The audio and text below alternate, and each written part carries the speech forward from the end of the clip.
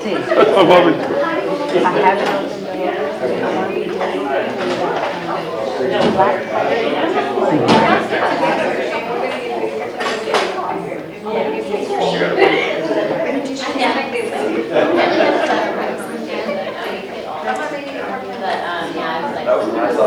can we do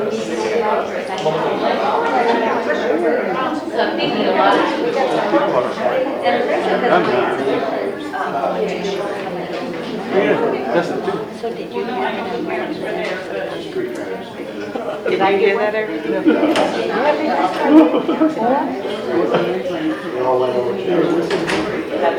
I am. I'm writing that was one of the things with Patricia. But you are. I have a full of roses. They get upset. They get upset. I'm not sure It's like I said. well, there's no, so why didn't you start at the beginning? Well, I didn't have the support. I mean, honestly, now that you're settled here, now that it's The Grand Canyon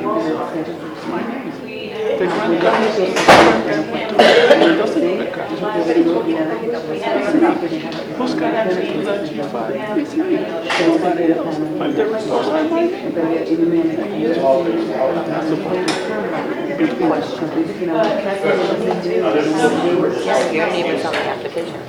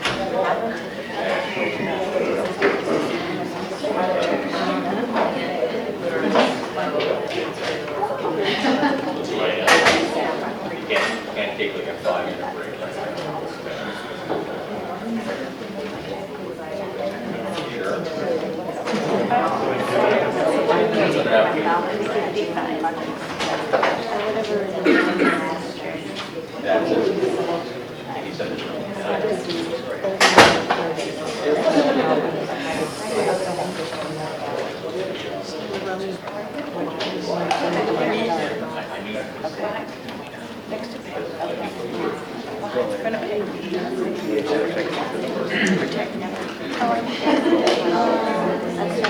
understand that I gotta get back to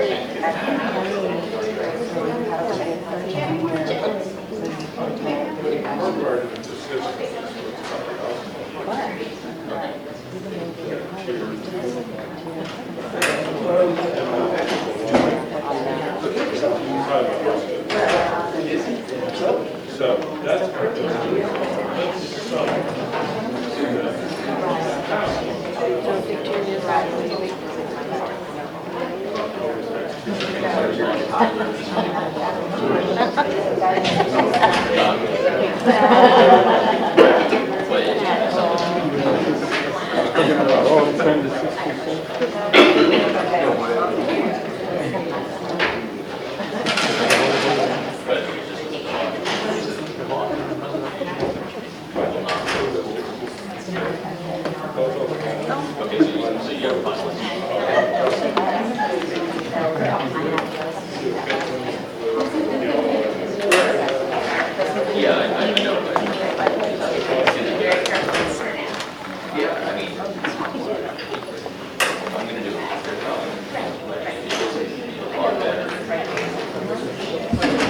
well, no, this is a year ago, right? Where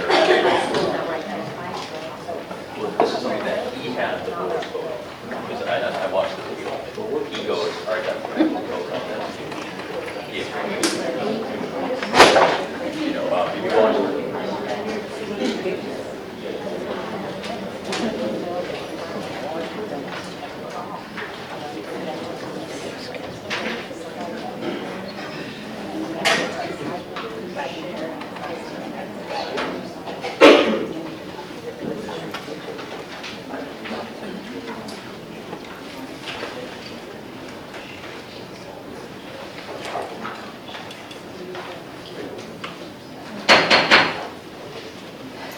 We will now reconvene. The time is 7:12 p.m. And the next item on our agenda is discussion and possible action in identifying primary focus areas or items as it pertains to the Lone Star Covenant's motto. Dr. Saavedra. So to begin members of the board, this was put on the agenda for the purpose of the board to continue their discussion in identifying primary focus areas that the board would like to concentrate on. The board has had, I believe, 2 different discussions previously. You're welcome to continue the discussion. You're welcome to actually take a vote if you want to do that in reference to some of the focus areas you've already discussed.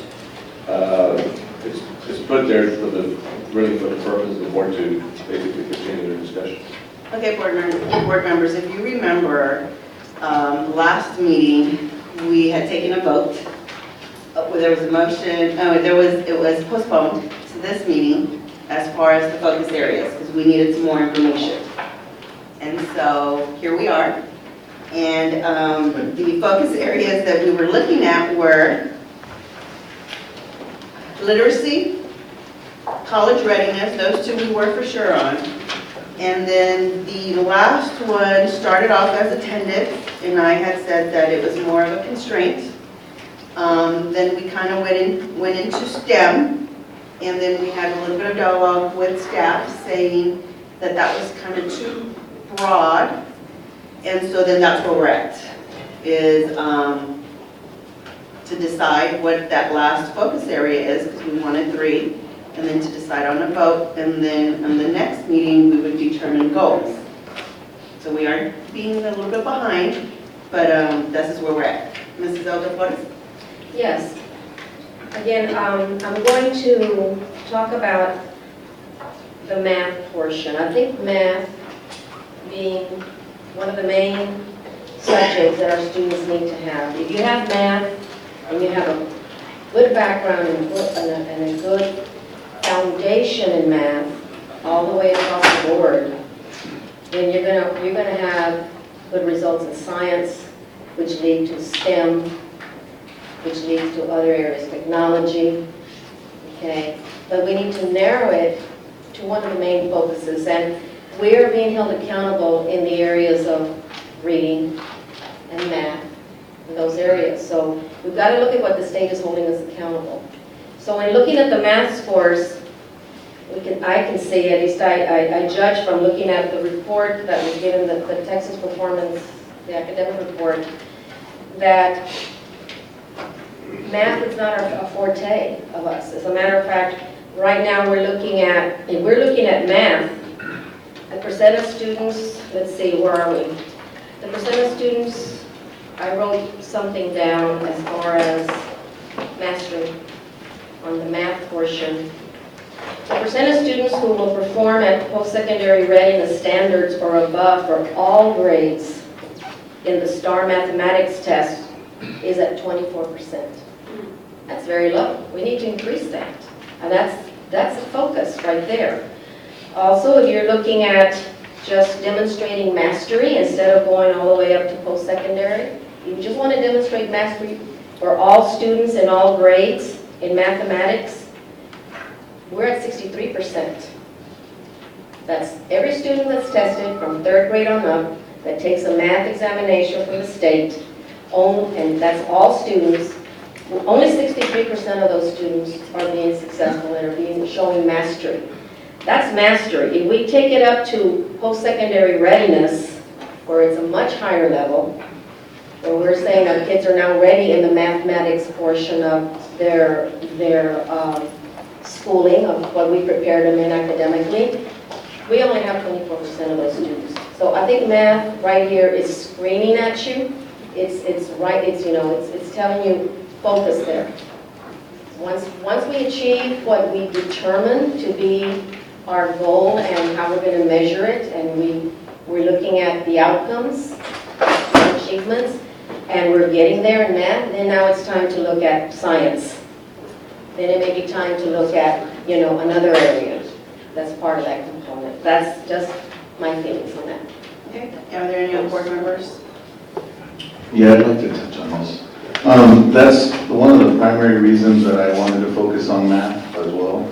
And that's because I think we need to put that as our major goal. And then we can kind of put in goal progress measures to measure at every level. And we can align it with the STAR, or we can align it with all grades, other forms of testing, whatever input measures that y'all feel are necessary. But I think that's another general goal that, is one of the foundations that we build off of every year. And we get to middle school or high school, and then we kind of find ourselves below everybody. And some of these are the level 2 standard or above that she was talking about, Ms. Flores was talking about on the STAR. Compared to the state, we're 13 points lower. Compared to the region, we're 10 points lower. So we do need to, I feel strongly that math should be one of the other focus areas, where reading is one, math is the other, and then college and career readiness would be the third. Okay. Are there any other board members who agree or disagree? Okay, so do I hear a motion to have our primary focuses on college readiness, literacy, and math? I so move. Do I hear a second? A clarification, the literacy, that is particularly reading, is that we're focusing on reading, is that reading at all grade levels? Well, literacy is a focus area, but when we determine goals, we then can determine what grade levels, all grade levels, middle school, high school, or at elementary. So our goals are specific, but this is a focus area, which is a general. But the focus is on reading. Yes. Yes. Madam Chair, so then we pulled out attendance? Yes, and the reason for that is, in looking at the model, the framework, attendance was more of a constraint for the superintendent. Okay. And so that would be something that we're going to study in another workshop. Okay. Okay, so I have a motion by Mrs. Flores and a second by Helen Moutlet Prather. Now, all in favor? Aye. Aye. Anybody opposed? Okay, so motion passes. So staff, now you have our focus areas. And so then board members, the agenda item for March 22nd, can that be added? Sure. Is to discuss the goals for these focus areas. Because now that we have an area that we can now determine, we can have goals. Okay, so each board member will have a goal per focus area. And then we come and bring it to the board meeting, have a dialogue discussion with staff, and they can determine out of those goals set which they would like to choose. And then, because now the progress measures are going to be taking place. Okay? Make sense? Yes. So should we bring in goal progress measure, examples of goal progress measures to the next meeting as well as goals? Are we responsible for the goal progress measures? Staff is, administration is responsible for input. They can figure out how to measure, but we gotta put the measure in. But I think it's in cooperation with the It superintendent. is, but I'm just saying. You some can give some examples. ideas in reference to it, yes, some examples, and then again, because they're the ones who have to determine if it's even measurable. I think y'all can come in with some thoughts. Staff will also come in with thoughts, and we'll collectively we'll have a dialogue, and we can reach a consensus. Sounds good. Okay, all right. Can I have a question? Are the progress measures, are those different than what we currently have? Because we currently have some in place for the superintendent's evaluation. So that's different? That is different, yes. So sometimes, if that is already being taken in place, staff will let us know that that is a measure that they're already evaluating or they're already implementing, so that we can either choose to stay with that or add, because we are allowed to add 3 progress measures to every goal. And eventually, it should align with his evaluation. Okay, all right. So now, the next one on the agenda is to request that the superintendent and staff prepare and present the following report to the Board of Trustees at a future board meeting. A report on the design of charter schools who may be in competition with the school district. Dr. Saavedra? So, sitting members of the board, this request came in from Ms. Prado. We have a local board policy that requires that the request for a report comes from the board as a whole and not necessarily individual board members. Ms. Prado has asked me to put this item on the agenda so that the board can consider her request and decide whether the staff would receive the direction to conduct the report. It's open for discussion. Are there any discussion? Okay, Ms. White? I understand where Ms. Prado's coming from on this, but the concern that I have about this is that we all have computers. We can do our own research without having to add more work on staff to do this, because this is added work. It's not a report that's already there and someone's sitting in someone's office. It's going to be work put on our staff to go and research. We can do our own research on this. I do recall that we all attended, most of us attended the 2017 Winter Governance and Legal Seminar in Corpus last weekend. And the first speaker at the general session said, Dr. Phil Gore, and this resonates with me, you cannot lead an organization if you are not a learner yourself.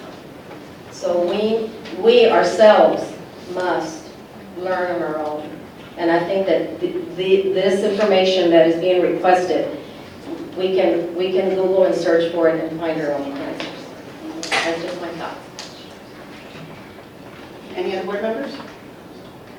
Okay. Ms. Legato? I think any more information we get on charter schools, especially right now when we're wanting to close, and the more information we get, the more informed we are, I think the better. You can never be too informed on something like this, and if the administration can help us get all this done, better for us, better ways for us to make a good decision. Is there anyone else? Madam Chair, Yes? this is a question for the superintendent. How many staff hours will this take to do this research, Dr. Smith? We estimate that just right roughly, we estimate it'll take about 25 hours, 10 hours. Some will be administrative, some will be clerical, as we prepare the report. But that's just roughly what we think it might take. Do you have any more questions, Mrs. Madam Dr. Spita, that was one of my questions. The next one was about approximate how much of that would be in cost. I believe the cost, and I've done some of the calculations, I believe was in the neighborhood of about $1,800. Okay. So in my estimation, as a school district, I believe that we're always going to have competition, whether it be a private school, a charter school, etc. I believe that the resources in the administration hours should be focused on maybe some collaboration with other districts that are performing at a superior rate, that their student outcomes are higher. So not necessarily trying to see what the charter schools are doing to be in competition with them, maybe aligning ourselves with boards and districts that are exemplary and finding out what they are doing. I would be in favor of asking reports on that instead of going out into our competition, which is charter schools. That's my opinion. So is there any more discussion? Okay, do I hear a motion for action item number 2? So, Okay, do I hear a second? A second. Okay, so there's been a motion by Mrs. Guerra, a second by Mrs. Longoria. Discussion. Okay. Mrs. Thank Brown. you. I'm the one that requested this information because I feel that we need to know who the competition is and what they're all about. I'd like to thank one of my colleagues for sharing with me a few websites that were given to me so that some of my questions could be answered, and I did go into those websites. I took the advice and I went into the websites and I researched a little bit, but it encouraged me to look even further. So I actually even extended my search into the TEA website and to the U.S. Department of Education website. There's a lot of sources out there where you can get a lot of information. I also researched there are 2 school districts here in San Antonio that are also experiencing school closures. In addition to the idea of charter schools, I looked at other charter schools like KIPP, Jubilee, and others. Specifically, I looked at what happens when charter schools open in the middle of a school district and the impact it has on neighboring public schools. For example, the Alamo Leadership Academy. It's a charter school in close proximity to Athens, Price, and Carrillo. Under the Texas Academic Performance Reports, I found in the TEA website, you'll be able to find 4 years of data from that school. They have been open for 4 years already. From that charter school's opening until today, you can get a lot of information. The enrollment since then has been stabilized. They started off slowly enrolling kids, and then eventually I think they have enrolled about 119 kids. So the data is there. It's just to go on the website and look it up. So it would be safe to assume that that enrollment, those kids, probably most of those kids should be attending either Athens, Price, or Carrillo, because the charter school is not even a block away from our 3 elementaries there. So what I'm saying is it's fairly easy to trace the opening of a new charter school and see what impact they are having in our neighboring public schools, specifically on our enrollment, because our enrollment has dropped. The charter school websites also indicate what specialized programs that they have, whether they're focusing on primary or the secondary education. They're real specific. Another charter school which opened close to us was the idea at South Flores, and that school is located in the Hardendale district. The impact is very similar to what I just outlined, the Alamo Leadership Academy. I have the data, I did do the research, and I looked up all the information, so I have that available, and maybe at some time I can, share it at another board meeting. But I did some research also on what's called a Senate Bill 3. I don't know if anyone's familiar with that. But in this session of the legislature, the bill is going to give strength to the school charter movement. They're going to give them a lot of strength. So that is something that we should be monitoring the progress of this bill. And it's on the website of the Texas legislature. You can go on there and see that. The other information that I requested, of course, are technical and operational in nature, and it serves as another piece of the puzzle. As you can see, just a simple encouragement by my colleague, I was able to actually get a lot of information on the different schools that are out there. And the only other thing I'm going to say is an observation. I would submit we need to examine the utilization of the study that was done just a little closer.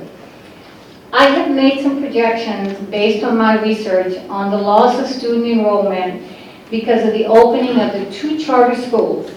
The one charter school, which is IDEA Ewing Wholesale Campus, which is near Hutchins Elementary. And the other is the IDEA Brackenridge Campus, and that is down the street here at Ray Ellison Drive. I am on record of not closing any of our schools if that is the recommendation. However, based on my research, I wonder if maybe Dr. Saavedra, the superintendent, recommends school closures. I would recommend that he look at the same research that I have reviewed in order to make a sound, fact-based decision. Let me be clear, I would prefer a different approach instead of school closures. And with that, I thank my colleagues, Ms. Guerra and Ms. Longoria, for allowing the motions to be made. But at this time, I would like to now reconsider and withdraw my motion and my item from the agenda. Council, since the motion has been made and it has been seconded and now pulled, where are we? Well, you have to vote on it. The person that has the item asked that it be withdrawn. She can't compel it to be withdrawn. She just asked it, so you need to vote on the motion. Okay. All right, so the motion has been put out there, it has been seconded. So all in favor, say aye. Those opposed, say nay. Nay. So the motion fails. Madam Chair, for the record, could I have, since not everybody spoke, could we just say who was for and who was against? Yes. Just do a roll call vote. I think, Michelle, were you able to get those votes? Nobody approved it. Nobody voted for it, but everybody voted against it. Are we talking about the withdrawal motion? Or are we No, talking about there was her no motion? withdrawal motion. There was a motion to vote for the report, and it was seconded. That's what we voted, okay. And so the vote, I heard no one in favor of that motion, and I heard opposition to the motion. But if there was Did everyone speak? Is that what you're saying? I'm sorry? You're asking if everyone spoke? Yes, and I didn't hear from everybody. Okay, So for the for a record, show of hands, those in favor of the motion, raise your hand. Okay, so Ms. Longoria and Ms. Prado in favor. Those not in favor, raise your hand. Okay, so motion fails. Next item. We're now into a work session.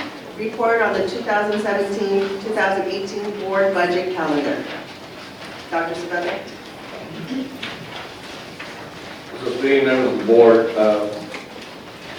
PowerPoint's coming up. There's actually several of us that will actually present this brief report. This is the first budget workshop. I'd like to remind the board that ordinarily in the springtime of the year, we start our process for budget. Staff has actually been having these discussions as far back as January. And one of the first things we want to do is this first workshop is review with the board, the process that will follow, the dates that will bring you updates, and be able to keep the board informed. What you have in front of you now is the proposed board calendar. This is what we intend to do. We welcome your input, your thoughts, if you'd like for us to do something differently. Today, besides presenting the calendar, we're also going to talk a little bit about district and campus enrollment and attendance reporting, as well as our historical and projected state funding based on enrollment. And we also will present information on our special program outlook, as well as revenue state funding programs outlook. Next month, on April the 5th, and we've tried to take advantage of the monthly workshop that the board has now has indicated that we'll be conducting.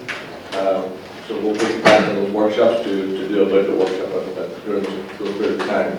But next month, on April the 5th, we'll come back. And actually, April 5th is incorrect now that I noticed it. For April, that workshop will be April the 12th and not the 5th. So I ask if y'all correct that. And April 3rd. Oh, I'm sorry. I'm looking at the. It's April the 12th, yeah.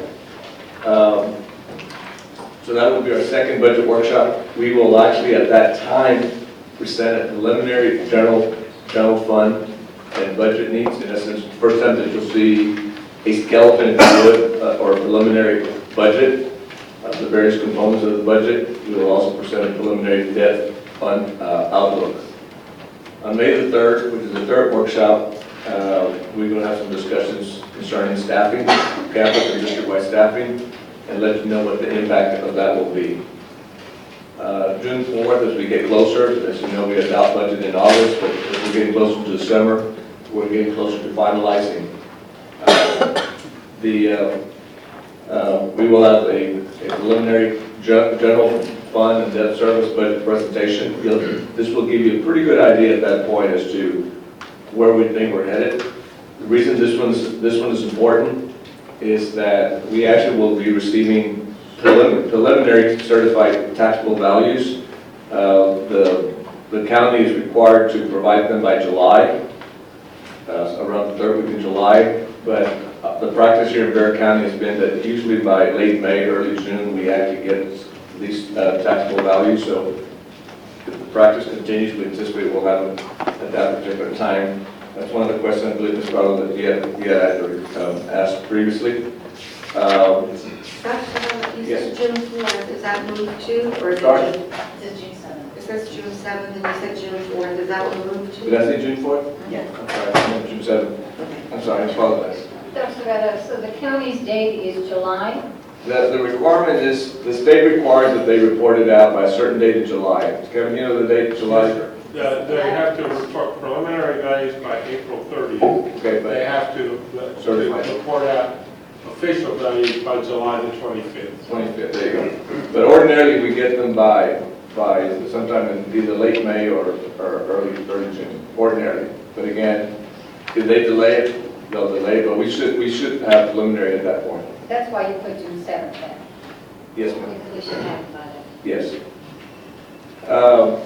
July 19th is to be decided, and the only reason we put that is by June, we should have a pretty good idea of whether the board feels we need another workshop or not. I mean, the budget will be fairly well developed at that point. If we need another workshop, we'll certainly conduct it at the regular fall board meeting in July the 19th. I anticipate that we will not have a regular workshop meeting that we've been having in the early part of the month, because July is, as everyone knows, we ordinarily close the district for the first week. So I'm assuming that we'll only have one meeting if we have a meeting at all. So anyway, but we can decide that at that point. August the 2nd, which would be the first Wednesday of the month, which would be the traditional workshop meeting.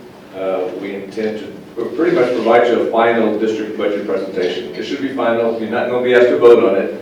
It'll be presented to the board, and you will not be asked to vote on it until August the 16th. And at that point, you'll be asked to vote on the budget adoption as well as the tax rate. So that's kind of what we're looking at as far as following the budget calendar. as I move on, here we have district and campus enrollment. Now, these numbers are important because what we project as it pertains to budget will determine what we're projecting in reference to revenue. In essence, if we overestimate enrollment, in essence, if our enrollment turns out to be less than what we are estimating, we're going to end up in a shortfall. The total, district total at the bottom right-hand side, 9,344, is a number that is consistent with information that we have provided in our public meetings with our community the last several weeks. And you might recall Mr. Abundis and myself stating at those public meetings that we were being conservative in estimating the drop in enrollment. We wanted to make sure that as we develop this budget, that we can be as accurate as we can as we work on our projections. I anticipate at this point that this 9,344 is going to be a number that's going to be less than this. I anticipate we may reduce it by another 200. Because honestly, I would rather err on the opposite side and welcome new revenue if we end up with more children than to overestimate the enrollment and for that enrollment not to make, and it's been built into the budget, and in essence we create a deficit immediately as we start our fiscal year.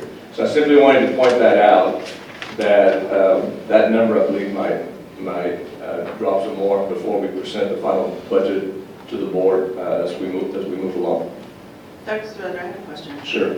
On this page, you listed the Hernandez Learning Center, and obviously there was some enrollment in 2013 to 2015. What type of center was that? During those years, we actually had Head Start and PCI was not one. We rented them. PCI were not our students, I'm sorry. But this is basically the Head Start program that we held at the Hernandez Center during those years. And what did we do with that? Did they get moved? They Well, consolidated to the schools? or- Yeah, that's correct. They are in the schools. All the Head Start classes are in the schools.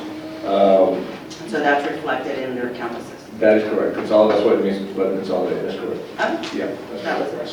it. Ms. Flores? Dr. Saavedra, the enrollment count for the 2016-2017 school year, this school year, is that the snapshot date for October 15th?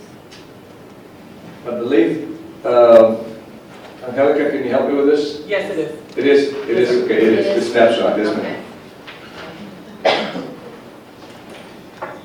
Okay? I have, Dr., if I may interject my questions as we go along. Absolutely. Verify that.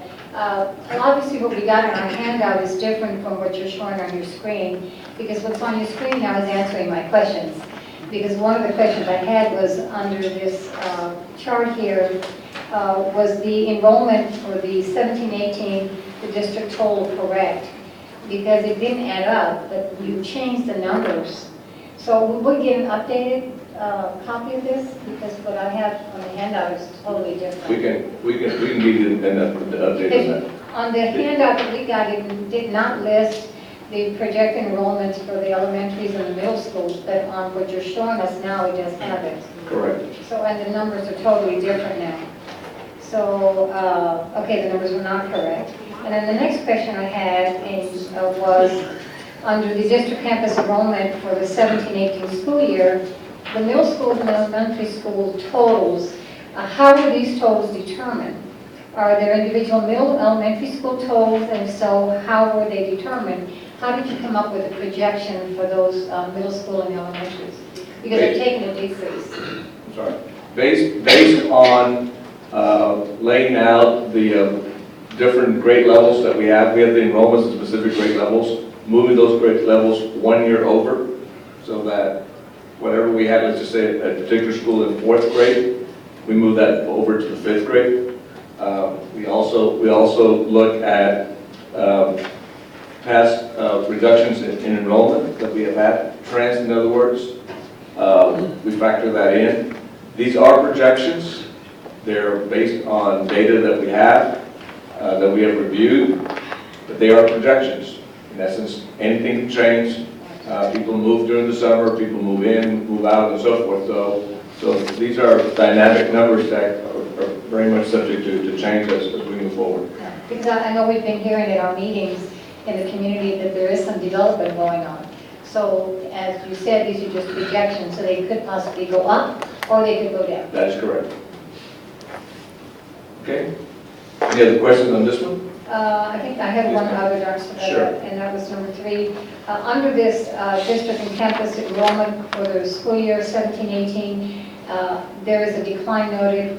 Recently, though, in a newspaper article, it was indicated that the quote, the district estimates that at least 1/3 of anticipated enrollment at a pair of new idea public schools will come to South San. Since the school district formulated this estimate, how did it reach this conclusion? If the estimate is correct, where will these enrollment declines be noted? Any of particular schools that you see that? Okay. Let me answer the first question as to how we came up with an estimate of, or a projection of 1/3 coming from South San. There's actually 3 school districts in close proximity to these new charter schools, are South San, Southwest, and San Antonio ISD.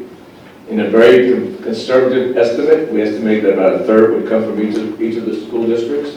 Although I honestly anticipate the fact that these schools actually sit within our boundaries, I actually think that more than 1/3 will end up coming from South San. But again, we've been trying to be as conservative as we can, and we estimated a 1/3. To answer your question, where specifically, which schools? I could not tell you specifically because we frankly do not have information from the charter school as to where their applications are coming from, and they simply don't share that kind of information with us. But I would think that if it's 1/3, their enrollment, their projected enrollment for both ideas is over 1,000. It's 520 per campus. So then if that's 1/3, we're looking at maybe 300 plus students that we could be using. That is correct. So that could possibly be, because of their vicinity, it could really impact those areas, those campuses around those schools. That is correct. So we could have a really big drop in those enrollments starting next school year, because they're opening next school year. That is correct. So I think that's why I was saying we need to stop, look, and listen. I mean, let's see where we're going to use these kids. The board might recall in a previous conversation, I believe the previous meeting, that I had actually just estimated that, in my mind, it could be anywhere from 400 to 600. Right now, we're estimating 233. That's why when we did the enrollment numbers concerning budget, I'm informing the board that number may still drop. Yeah. So yes, I totally agree with you. It could be greater. I think that answered my question. Thank you, ma'am. Let's move on to the next slide, please. This is a slide that presents trends in reference to attendance, the percentage of attendance in each of our schools. What you see in the first 3 columns, 2013 through 2016, are the annual attendance percentage that we have for those school years, respective school years. What we have for 16-17, you notice the asterisk, that is as of January the 13th, 2017. We also know that traditionally attendance is better in the fall and not as good in the spring. For 2016-17, the 94.97, which again would be as of January the 13th, I anticipate will be something less by the time we finish our school year. But based on the trends that we've had the last several years, we're projecting an attendance percentage of 94.80%. For the benefit of our new board members, and this is the budget the budget process for the first time, that's been explained to you, the revenue we receive from the state is based on enrollment and the percentage of the students that attend. In essence, if you have 1,000 children attending a school, for example, and you have 95% attendance, that means our 950 students attend, we don't get funding for the 1,000, we get funding for 950, you know. So as we increase this, it improves our revenue from the state. So I just wanted to share that with you. Any questions on this slide? I just have a comment. Yes, ma'am. I'm noticing that of our 16 campuses, half of them have a 96% or better in attendance, and the other half fall short. Correct. Particularly at the high school. And I know the high school's always been a challenge to have kids coming in, but I'm just wondering what else can we do or help schools have kids attend every day. I mean, I know it takes a village. So we need parents, we need the community, we need the teachers, we need everyone to have these kids in school. But if we're losing money, that's part of the problem there. Half of our campuses are not. I mean, we're talking about, like you're saying, if 8 of them can meet at least a 96 or more, why aren't the other 8 doing it? Right. That's all. Thank you, ma'am. Any questions? Let's move to the next slide. This slide illustrates the reduction in state funding as our enrollment has dropped. This is the state foundation program. Starting with 2013-14 when we were at 10,014 and we dropped 54 students to a value of 337,000. That continues collectively or cumulatively for those 5 years. The total loss of 670 students translates in revenue loss from the state at $4,217,406. So I think this very clearly illustrates what happens as our enrollment continues to drop. Next slide, please. First of all, I have Yes, a ma'am. question on that slide, if I could. Yes, ma'am. That was one of my questions. I noticed for the school year 13-14, the enrollment, the district's total enrollment was 10,014. Yes, ma'am. The district projected enrollment for 17-18 is 9,344. What can be attributed to the 670 loss in enrollment or more? Well, there's several things. One is birth rates, and I've mentioned this before in the public meetings. The other has been that there's very little affordable housing being constructed in our district. Some of it I would attribute to charters, but I don't necessarily think the charters are the big draw. But some of it is attributed to that as well. So, if you were to look at the patterns, as a matter of fact, if you might recall the scattergram map or plot that was presented at the public meetings that Mr. Bundes presented and we were discussing. We can bring that up later again. But if you were to look at that scattergram, this is the scatter plot where one color had one color indicated one child, another color indicated 5 children, another color indicated 100 children. You can actually see by areas of the district where the majority of our students are, and the area where enrollment is actually dropping. And it's very clearly illustrated in that type of illustration. But so literally, it's a lot of different things are occurring within our district, and there's very little development within our district. Thank you, Mr. Yes, ma'am. Other questions on this one? No, that was all. Okay. Let me move on to the next one. This is our revenue state funding, and Mr. Martinez will provide you this information. Martinez. Good afternoon, board members, superintendent, participant, and community. Here, we're just covering basically what Dr. Abseno was saying earlier on the graph. So we're just putting here the number of the state foundation, the outlook. As you can see on your right side, we have the 15-16 finals, and then we have the projections for 16-17, and also for 17-18. We have on the first column is the foundation, the state foundation program funding, and then we have some programs, how it gets funded throughout our budget. We have the regular allotment. We also have the special education allotment, the career and technology allotment, gifted and talented, state comp. We have bilingual, and we also have transportation with the high school allotment. And if you recall from the previous graph of the decline, you will see the numbers from the foundation and compared to the funding of the 1.4 and the 1.7 for the 16 and 17 school. And of course, you're probably asking yourself, where is the additional funding coming, which will come from the local foundation also, which now will be within our taxes to cover some of the deficits. If anybody has any questions? Let me just add, before we get into some questions. The work we're doing on building next year's budget is based on current law.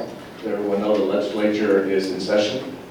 We're actually monitoring some of the bills that would impact how the funding is being allocated.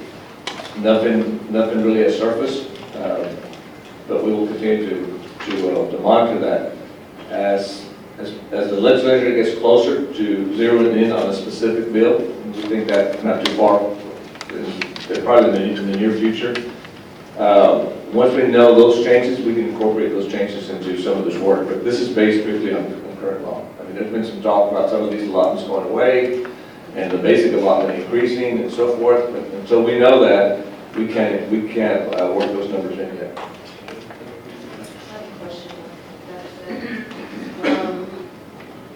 On the high school allotment, I'm going to zero in on that one. Sure. Because we're looking at the student outcomes. Correct me if I'm wrong, this allotment is to improve high school graduation and college readiness rates, is that correct? Yes. And the state gives us approximately $275 per student based on ADA, I believe that's correct. the average daily attendance, Yes, ma'am. and it's for grades 9 through 12. Yes. So my question is, how do we use these funds? How is our district using these funds? We're going to let Ms. Costa answer that. Some of it is actually used, most of it is actually used at the high school, but we use some of it to fund. It's primarily at the high schools, preparing, I believe we pay for SAT for all students, PSAT, the PSAT prep for all students, I'm sorry, not all students, 10th graders and 11th graders for the SAT and the PSAT for 10th graders. We also are funding our college advisor out of high school allotment. There's a couple of teacher positions that are AP, that are teaching advanced placement and dual credit that are out of high school allotment. In addition, we're paying early college high school, we're paying textbooks for our students that are taking dual credit out of high school allotment, and I want to say our TSI testing for early college high school as well. The fees that we have to pay Palo Alto College for students to take dual credit. So that's the majority of what we spend it on. And I believe we can get you a breakdown. We can get a breakdown of what we're projecting for next year. So they're all being used for instructional purposes? Oh, yes. And they all will increase the rigor? Okay. And are the allotment funds carried over from one year to the next? I don't believe so. No, are they completely used? We have to expend everything individually, which they did, the high school does a very good job at spending that money. Okay. Mrs. Prado. I have questions. Dr. Serrata, in light of what you had indicated that the district officials have little hope for increased tax revenue from commercial expansion, does the school district project higher or lower appraised values when they release this coming summer? That's the first part. And the second part is, did the school district realize an increase in appraised values last year? And did the school district add commercial property values last year? Let me answer the second question first, which is that we experienced an increase in commercial values there. The answer is yes, and the qualification was very slight. It was something like 0.01%. It was about 0.01%. It was a very small increase. Do we project increase appraisal values? Honestly, in our opinion, it's going to be flat. I mean, I'm not telling you they won't go up 100% or go down 100%, but we anticipate it's going to be relatively flat. There's been some properties or developments that have gone up, commercial properties such as the hospital, that I know we're going to benefit from their tax base. So, Well, I think a lot depends on what was on the books on January 1. Yeah, and many times, especially new construction, unless it's been completed, the value of the land is what's on your books at that time. And once you open up, then the value of the facility goes up. so our property value only increased 0.01% last year? That's the information that I have, that's correct. Okay, I remember that we had said it was an increase, but I don't think we got an exact amount, how much it had gone up. Right, it was very slight. Okay, and the other question I have is the school district were to raise the ADA, and that goes back to the attendance Ms. Waters asked about. If our ADA in attendance went up 1%, how much would that mean in state aid? It would increase state aid by a little under 600,000. I believe. 600,000? I believe it's like 589 if I recall correctly. About 530 is on the M&O side, and about 60,000 is on the INS side.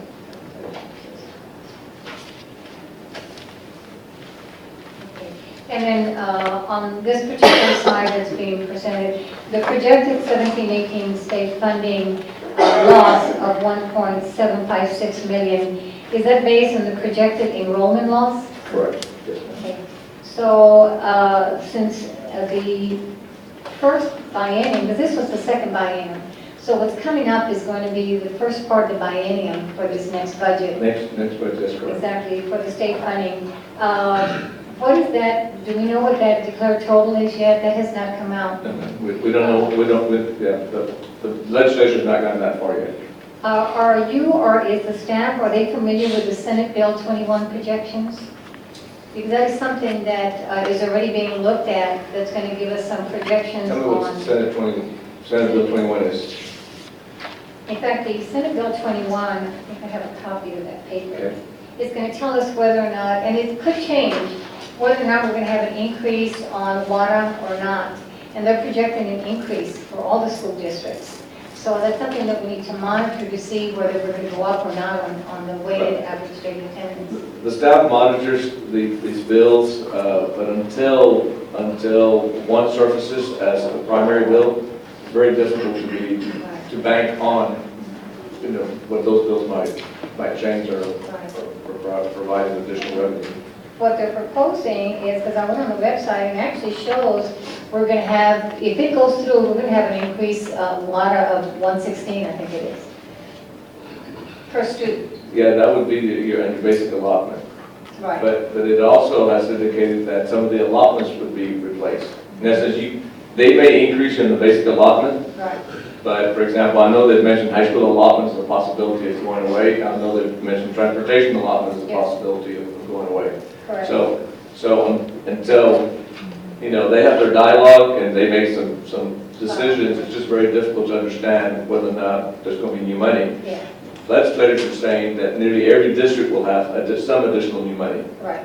I won't bank on it until I know they've passed their bill. We Absolutely. But examine there's it. some hope. I mean, there could be possibility we could get some extra money Sure. in for the weighted average daily attendance. Sure, So, and that's online, so we need to monitor that as well. sure. And I think that that's all I have on the questions on Okay. this particular side. All right, thank you. Next is, okay, another question. I'm sorry. Sorry. This one won't be that long. It's just on the bilingual education allotment.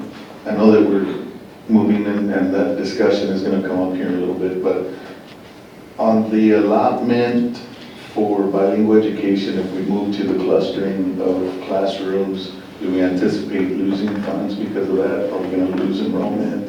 The allotment would be the same. The question, if we were to move toward a cluster concept that we're going to discuss in a few minutes, it's simply enrollment would stay the a same. more efficient way to run the program. And Right. we're able to redirect some of the resources into other areas, other bilingual areas. Okay. But the model will remain the same, because it's based on the number of students that we serve there. Perfect. Just wanted clarification. Sure. This next slide, I believe, who's doing this, Belinda, you have it? Okay. So, Madam Chair, board members, Dr. Seta, what you see before you is the projection, the outlook for federal and special programs. There's 4 areas that we're predicting a decline in, and that's Title I Part A, Title I Part C, Title II Part A, and Title III Part A, which is based on our enrollment. There's 2 areas that we are predicting to have an increase, and that's in our special education and Perkins, which is CTE. We did have, although we're predicted to have a decline in enrollment, we are identifying more special education students. Those are being tested and being identified, so that would be the cause for the increase in that area. And so also I'd like to point your attention to a new area called Title IV State Innovation. We had never had this before. This was given this year, or is supposed to be given this year. The purpose of State Innovation Title IV is to help districts encourage students to do like STEM summer programs, increase your music area. Maybe we want an art summer camp over the summer or throughout the year, after school programs, things like that. We're still getting clarification on it. Originally, they told us that we would be having predicted 142,833. After going to some more meetings at Region 20, that may be less. So this is what we haven't, that number is not for sure yet, but they're supposed to be giving us a little bit of something to try to help encourage innovative programs in our schools. And so, so what you see before you is our overall projection for 17. I have a question. Delinda, when is the time frame that we should know for sure, more or less, what is this amount? Mr. Bundes, when should we know what our numbers are going to be for Title IV? Yes. Yes. Typically, it would be in July when they release the application for us to start. Because in June I'll be doing this year's, and then in July they should let us. Because originally I said 4%, and that's 4%. I'm sorry, Mr. Bundes, can you come to the microphone? Yes.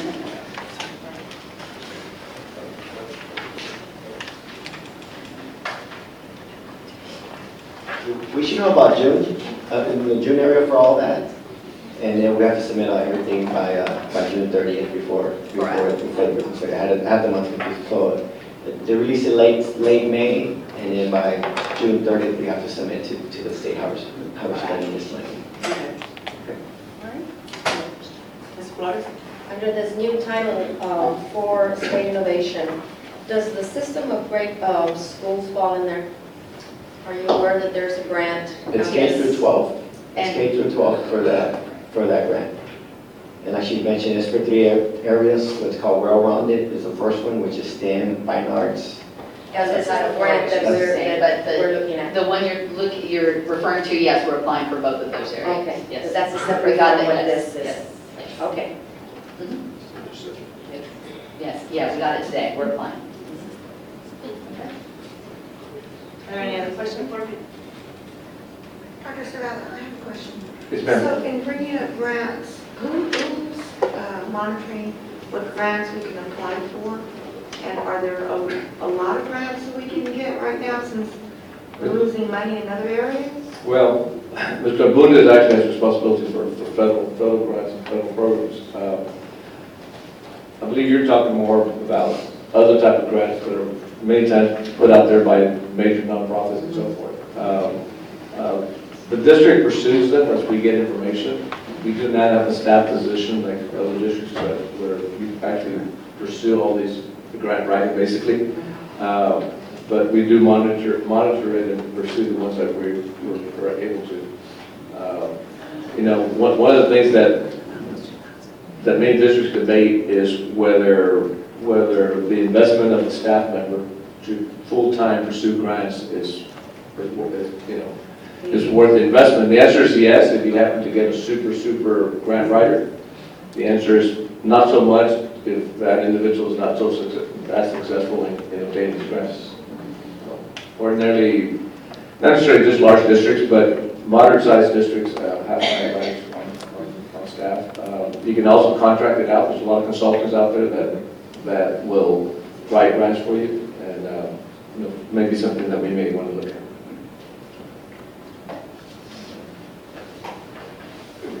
Okay, I believe this is our last slide.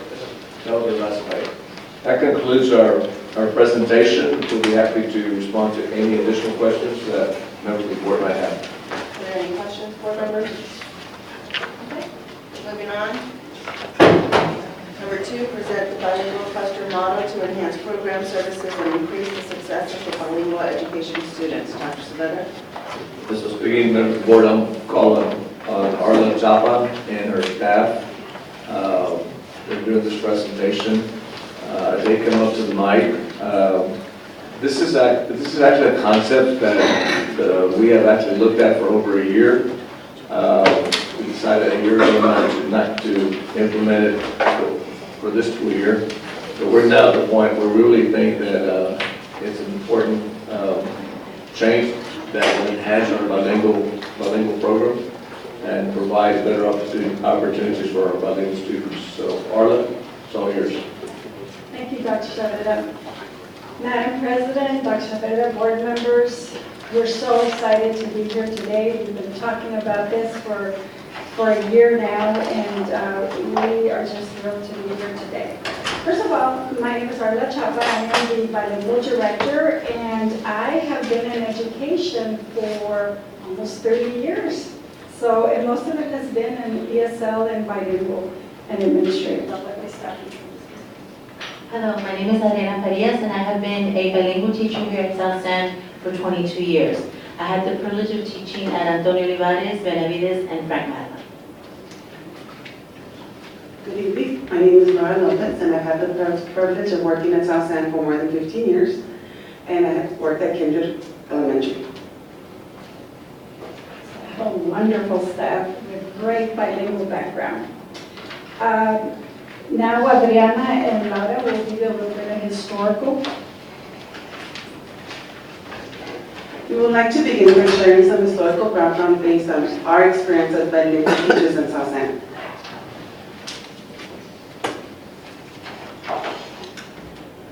First of all, we've had a high bilingual director turnover, which has a trickle-down effect. For example, we haven't had a true bilingual program except for Price. Most schools have had an early exit program. And district-wide, we haven't had a lot of professional development focused just for bilingual teachers, as well as our bilingual resources being spread throughout 10 campuses. And then also our bilingual classrooms are filled with non-bilingual students to balance the counts out, which leads to our bilingual students not being afforded the instruction in their primary language. The fact was that the integrity of the program. Hold on, I have a question. Early exit program, can you clarify what that is? Yes. An early exit program is a bilingual program where students that are identified as bilingual could be exited from the bilingual program within 1 or 2 years. Basically, the majority of their instruction is in English. Okay, just want to make sure. If I could, please, Mrs. Singh, just whether we didn't get any backup, can we get a copy of the presentation? Certainly, we can get you a copy. Excellent. So the fact is that the integrity of the bilingual program was not being maintained. Okay. And with that being said, when we've been here, this is our 3rd year that we've been here and leading the bilingual program, we came across this lawsuit.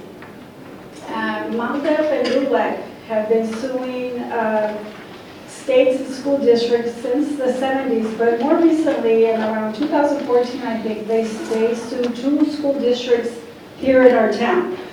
One of them is our neighbor right here, Southwest, and the other one was Northeast.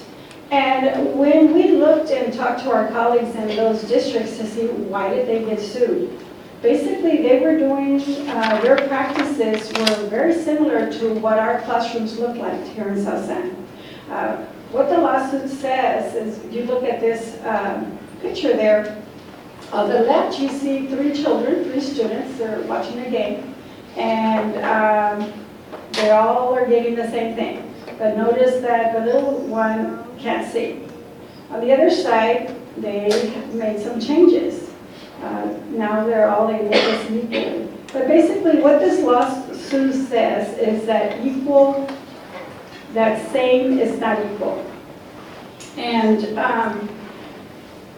I was very interested in this because as we started to look at the practices of our bilingual program, we noted that we had to make some changes, that our students deserve, our bilingual students deserve a better education program, and that our teachers needed a lot more support. And we didn't want to be part of this lawsuit. And the good news is Northeast is already out of the lawsuit. They already completed what they had to do, and Southwest is still in there. And when we talked to Southwest, we were happy to know that some of the things that programs that we have been implementing here are some of the mandates that LULAC is asking of them. So we are in the right track. Okay, so under my leadership, here are some of the wonderful program improvements that we have made. If you look at the left-hand side, those are some of the wonderful, we have implemented first a late exit model. And we're in it in our third year. We started with pre-K, and what that is that when students start pre-K, 90% of their instruction is in their native language.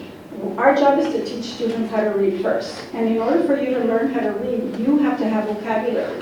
And if you cannot speak English, it's very hard for you to learn how to read without vocabulary. So our teachers are working very hard, and we have set our teachers to a lot of staff development to ensure that they know how to do this. And our teachers are wonderful. We have, as you can see, we have bilingual writing contests, La Feria Mundial, academies. We have spent a lot of money on programs that are in Spanish. A lot of times, you know, there's programs that were bought for our bilingual, but they were in English and they couldn't work, they weren't serving our students. We are very proud of all the work that our department and our teachers are doing. As a matter of fact, we have writing institutes.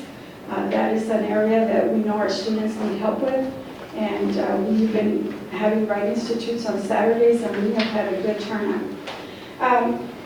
As we look at what else we can do to help our students, we brought a committee together so we can get our heads together and figure out how to do this. So here is a list of members from our committee. They are bilingual teachers and principals of our school district. And the purpose of this committee was to focus on what specifically we can do to improve the education for our bilingual students. Each one of these members is committed to giving our kids the very best. And when we looked at what we could do to help our students, we knew that our teachers, our bilingual teachers, for example, at every school there's one third grade teacher, one second bilingual teacher, and they're like in an island playing by themselves.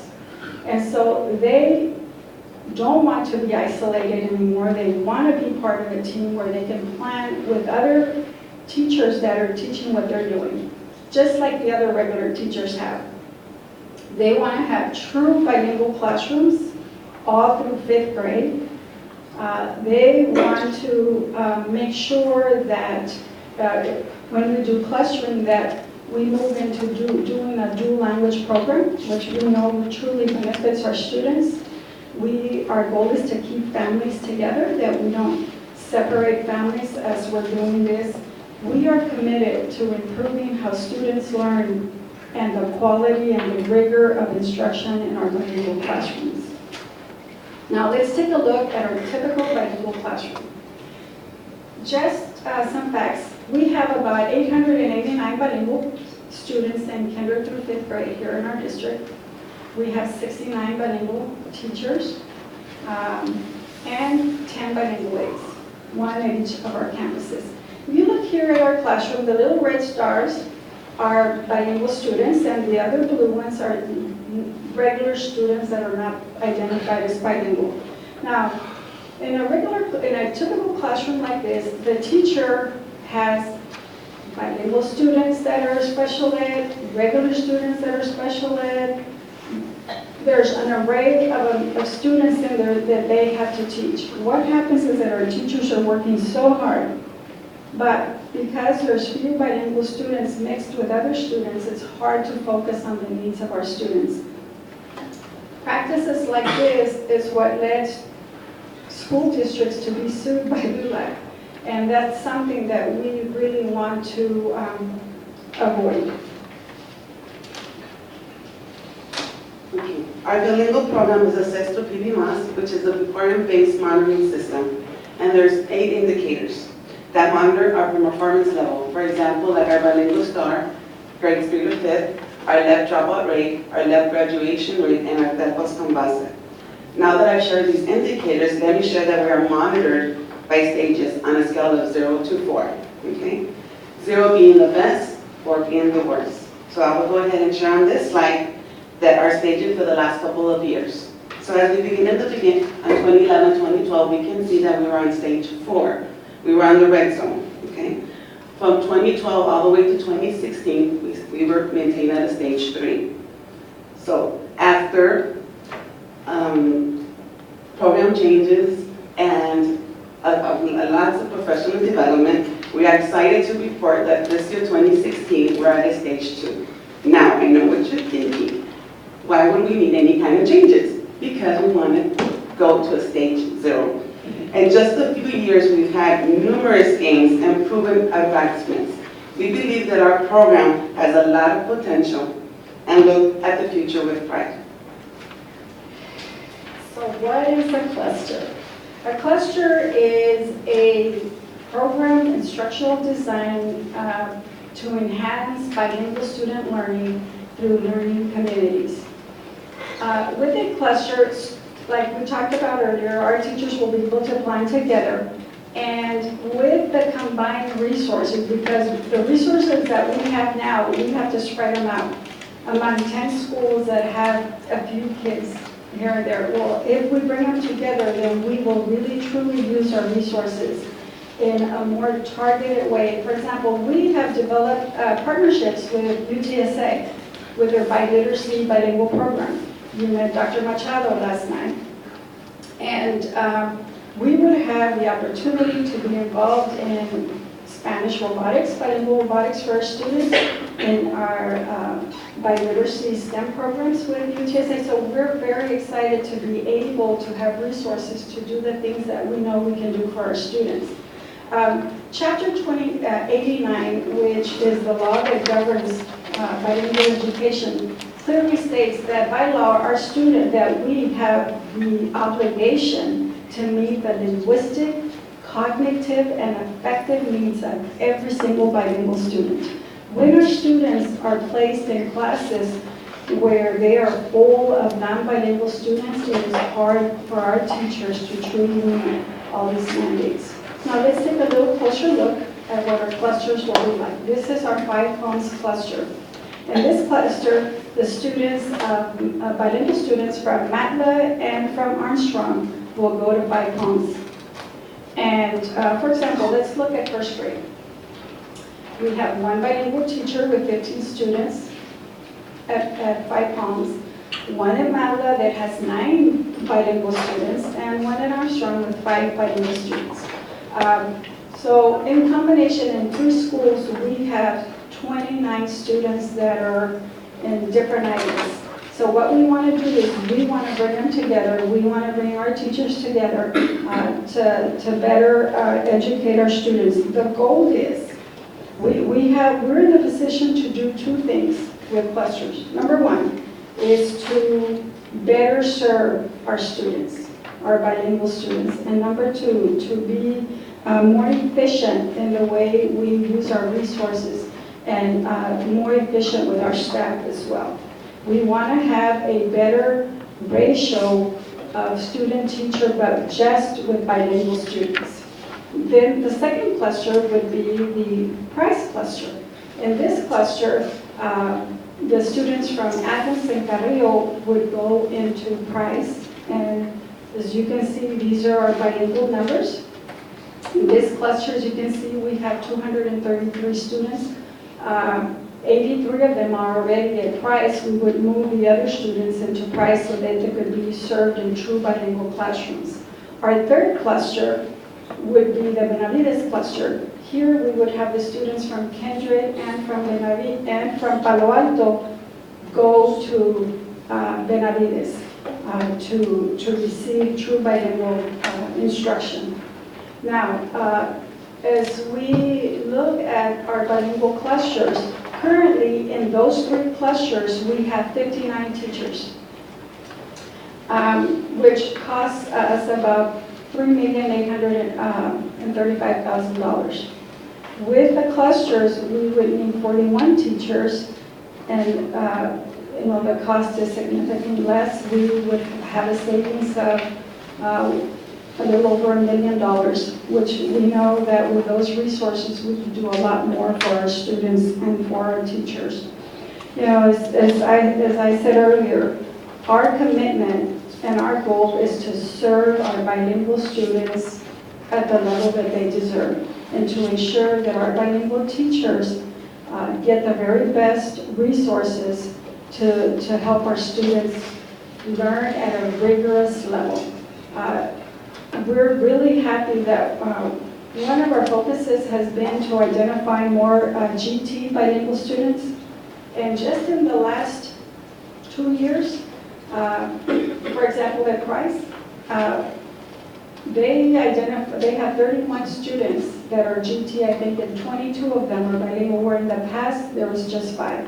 So just in the last 2 years, we've identified close to 50 bilingual students that are GT that were not identified before. So we want to make sure that our bilingual classrooms are rigorous, that our students are taught in the way so that when they get to middle school and high school, they are ready for those early college classes that we know that they can handle. Now, as we move into the cluster implementation, we've already done phase 1. We visited other school districts that have clusters. We met with them. We presented to cabinet. We met with the elementary principals a couple of times to discuss this. We went to every campus to see how many rooms are not being used, to see which campus could better house our bilingual students. And that is how we picked our 3 cluster campuses, because those campuses have more extra unused classrooms. Then in phase 2, one of the concerns was about transportation. How are we going to transport our kids? We met with the transportation director and ironed all that out. And right now, we are at the bottom of phase 2. We're talking to you about our exciting program. And in phase 3, what we will do is we will take our principals, our cluster principals, to those cluster schools so that they can sit down and have conversations with those principals to see how they manage the clusters in their campuses. We will also be holding cluster meetings at the schools with the bilingual parents and with the teachers. The parents will be getting letters in writing as well concerning the cluster and placement. HR will be as well talking to our teachers, and of course we are planning a lot of professional development for our teachers as we move forward into clustering. We would like to share some thoughts from our teachers and administrators from our districts. In the service, we plan and work as a team. We are successful. I miss that. I know this is better for our students. efficiency that leads to high quality instruction is good for kids.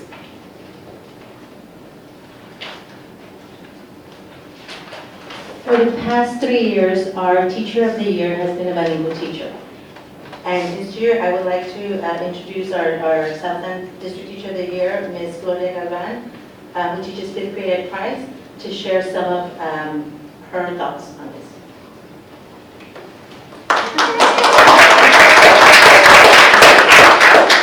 Good evening. So I'm here just to kind of share my insight in the positive impact it would have to have these bilingual schools and a true bilingual classroom.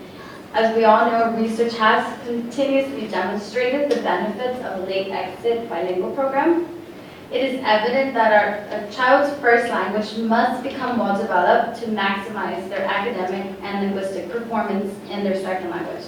To do so, we need to be allowed to have a true bilingual classroom, with bilingual students only and without the placement of monolingual students in the K through 5th classroom. In implementing a true bilingual classroom, we're able to not just provide high quality instruction, but also multicultural instruction that incorporates respect and values the students' home culture, and which is what they were speaking about, the effective, we don't want to just focus on the linguistic and the cognitive, but also the effective component of the bilingual education program. Many times, as a bilingual teacher, I've had a monolingual student placed in my classroom for several. For example, this year, I had from 1 week to another, about 8 students placed, monolingual students in my classroom, in my bilingual classroom. So it changes the climate of the classroom, and I believe it's an injustice to both students, the bilingual and monolinguals. So having bilingual schools would allow us to collaborate as well, as they were saying, with other bilingual teachers, and eventually lead to the hiring of possibly bilingual reading specialists, bilingual special education, and bilingual instructional coaches. So for our bilingual program to be successful, and for us to be up to par with other districts, we need to both come together and reevaluate what it is that we have been doing and what we're doing now, and how can we make it better. Because overall, what we want is to have equitable education for all our students, which includes our bilingual students as well. Thank you very much.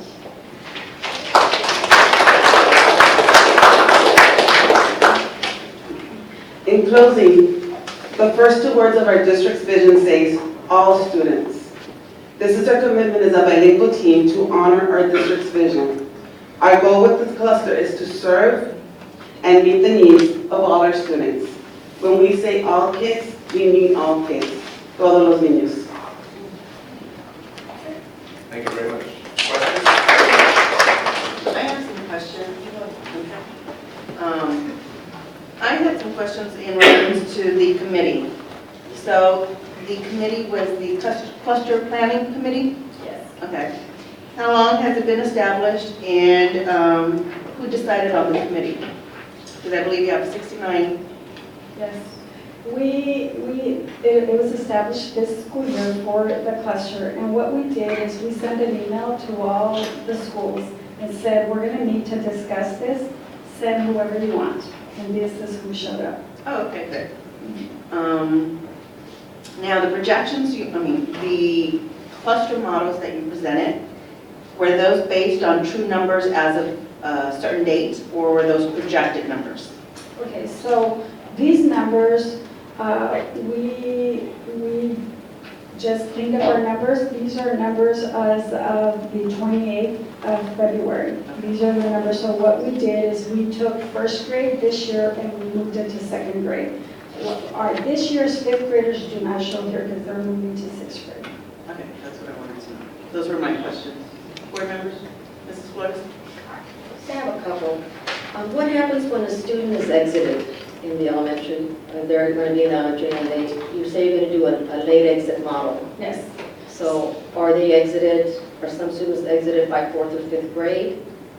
In the late exit model, the late exit model requires a student to wait to be exited until the 5th or 6th year, because research states that it takes any human being between 5 to 8 years to develop a second language. And so we want to ensure that our bilingual students have that opportunity to truly develop learn their first language and add the second language, because we know that transfer is optimal at that point. So then would that be a dual language program that you will be providing for them? And this is a late exit program, but our goal is to have dual language. Yes, ma'am, that's what we want. Okay. And I believe that your timeline indicated that you're at the point where you're presenting to the board right now, and you had your committees. But has this plan been well received by all the bilingual teachers in the district? We have not met with all the bilingual teachers in the district because we wanted to talk to you first. But in meeting with our committee, we had a lot of discussion, of course, about this. Without a doubt, every single person in that committee felt that this is what's best for our students. At the end of the day, this is what's best for kids. That's true.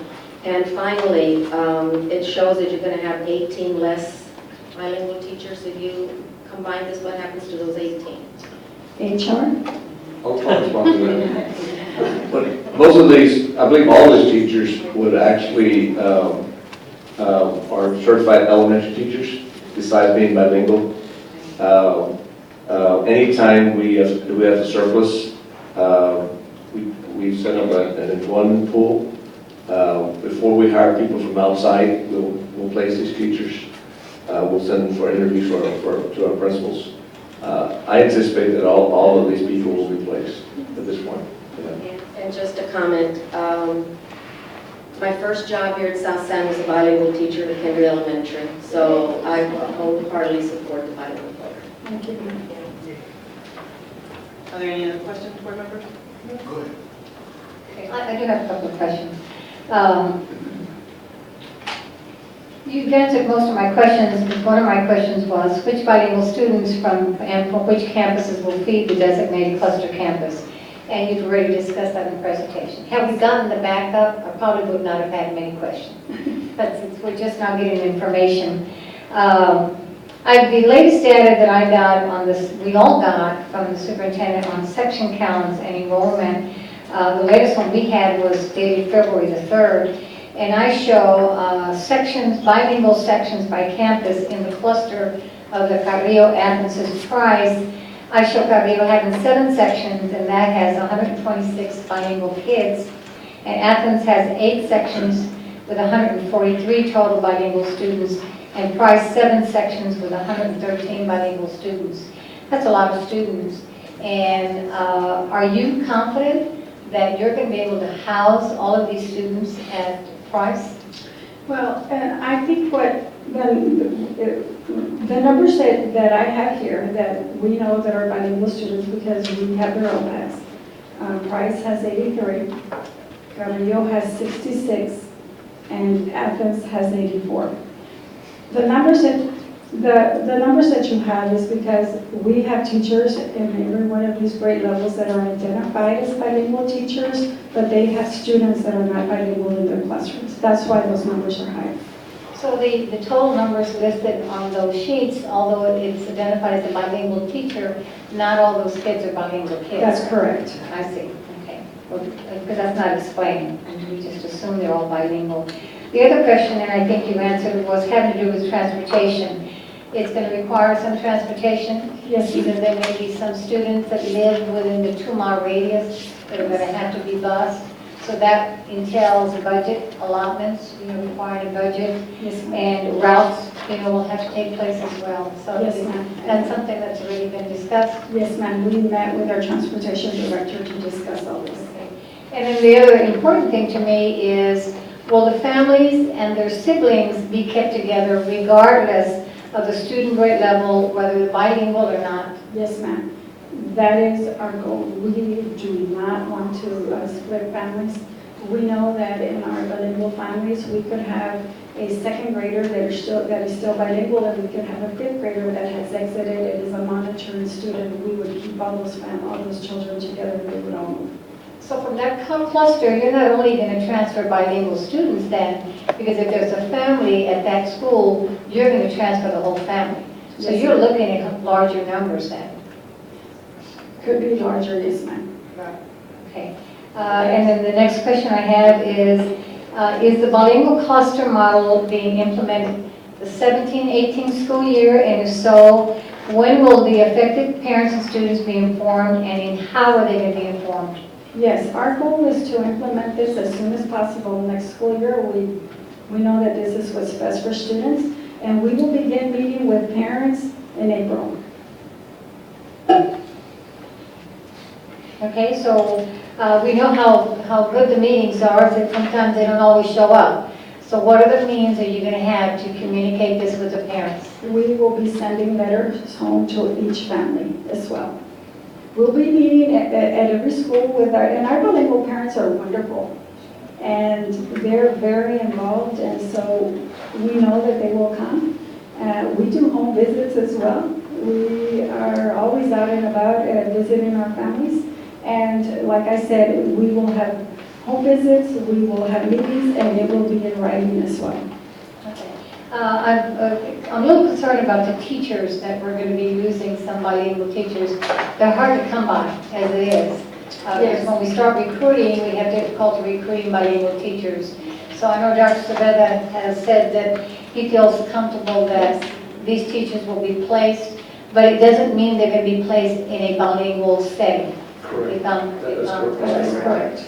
And so who's going to decide which teachers get to stay and which teachers don't? We actually have a process and policy that will be followed. I think Monica can speak to that, but we have a specific policy adopted by the board as to what we look at in making those decisions. We use DFFB local. So in there it outlines for specifically what steps you will follow. Can you tell me what that is? Yes, so the first thing is certification. Then the next one is performance based on their evaluation. The next one we look at is extra duties, meaning are they department chair? Do they do any tutoring? Do they do athletic sponsoring or activity or not just athletics, but if they're a sponsor of the robotics team, extracurricular. And then the next one is the professional background. So did they do any extra training in this area? Skills set in this area. And the proficiency in speaking in the language. And the next one, the very last one is seniority. So we go through, and I have already have a spreadsheet, and I have all of these listed, and I literally will open every file and go one by one and plot it all out, so that we look at everything as laid out through this policy. Okay, would it, I think normally it's the last one in is the first one out. So is that something you would start there to look at their file to see where they are and do they meet those qualifications and then move up to the senior teachers? The law changed, so seniority is the last thing that we use now. It used to be first one in was last one in was the first one to be cut, but the law has changed and it specifically says in policy and it outlines it 1, 2, 3, 4, and 5, and seniority is the last one. And I guess the decision is, the presentation to us tonight is just for our information, and it's not something that we make a decision on, it's something the superintendent's going to decide. Correct. Yes, and I will show him all the information. And let me also just make a clarification. It's actually in our policy that what we look at, not necessarily the law, but it is a policy. Okay.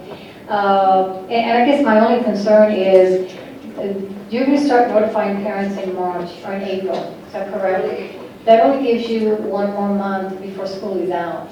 So, and also the teachers, how much time do they have for those that are not going to be kept or that go or they don't have a slot to go to?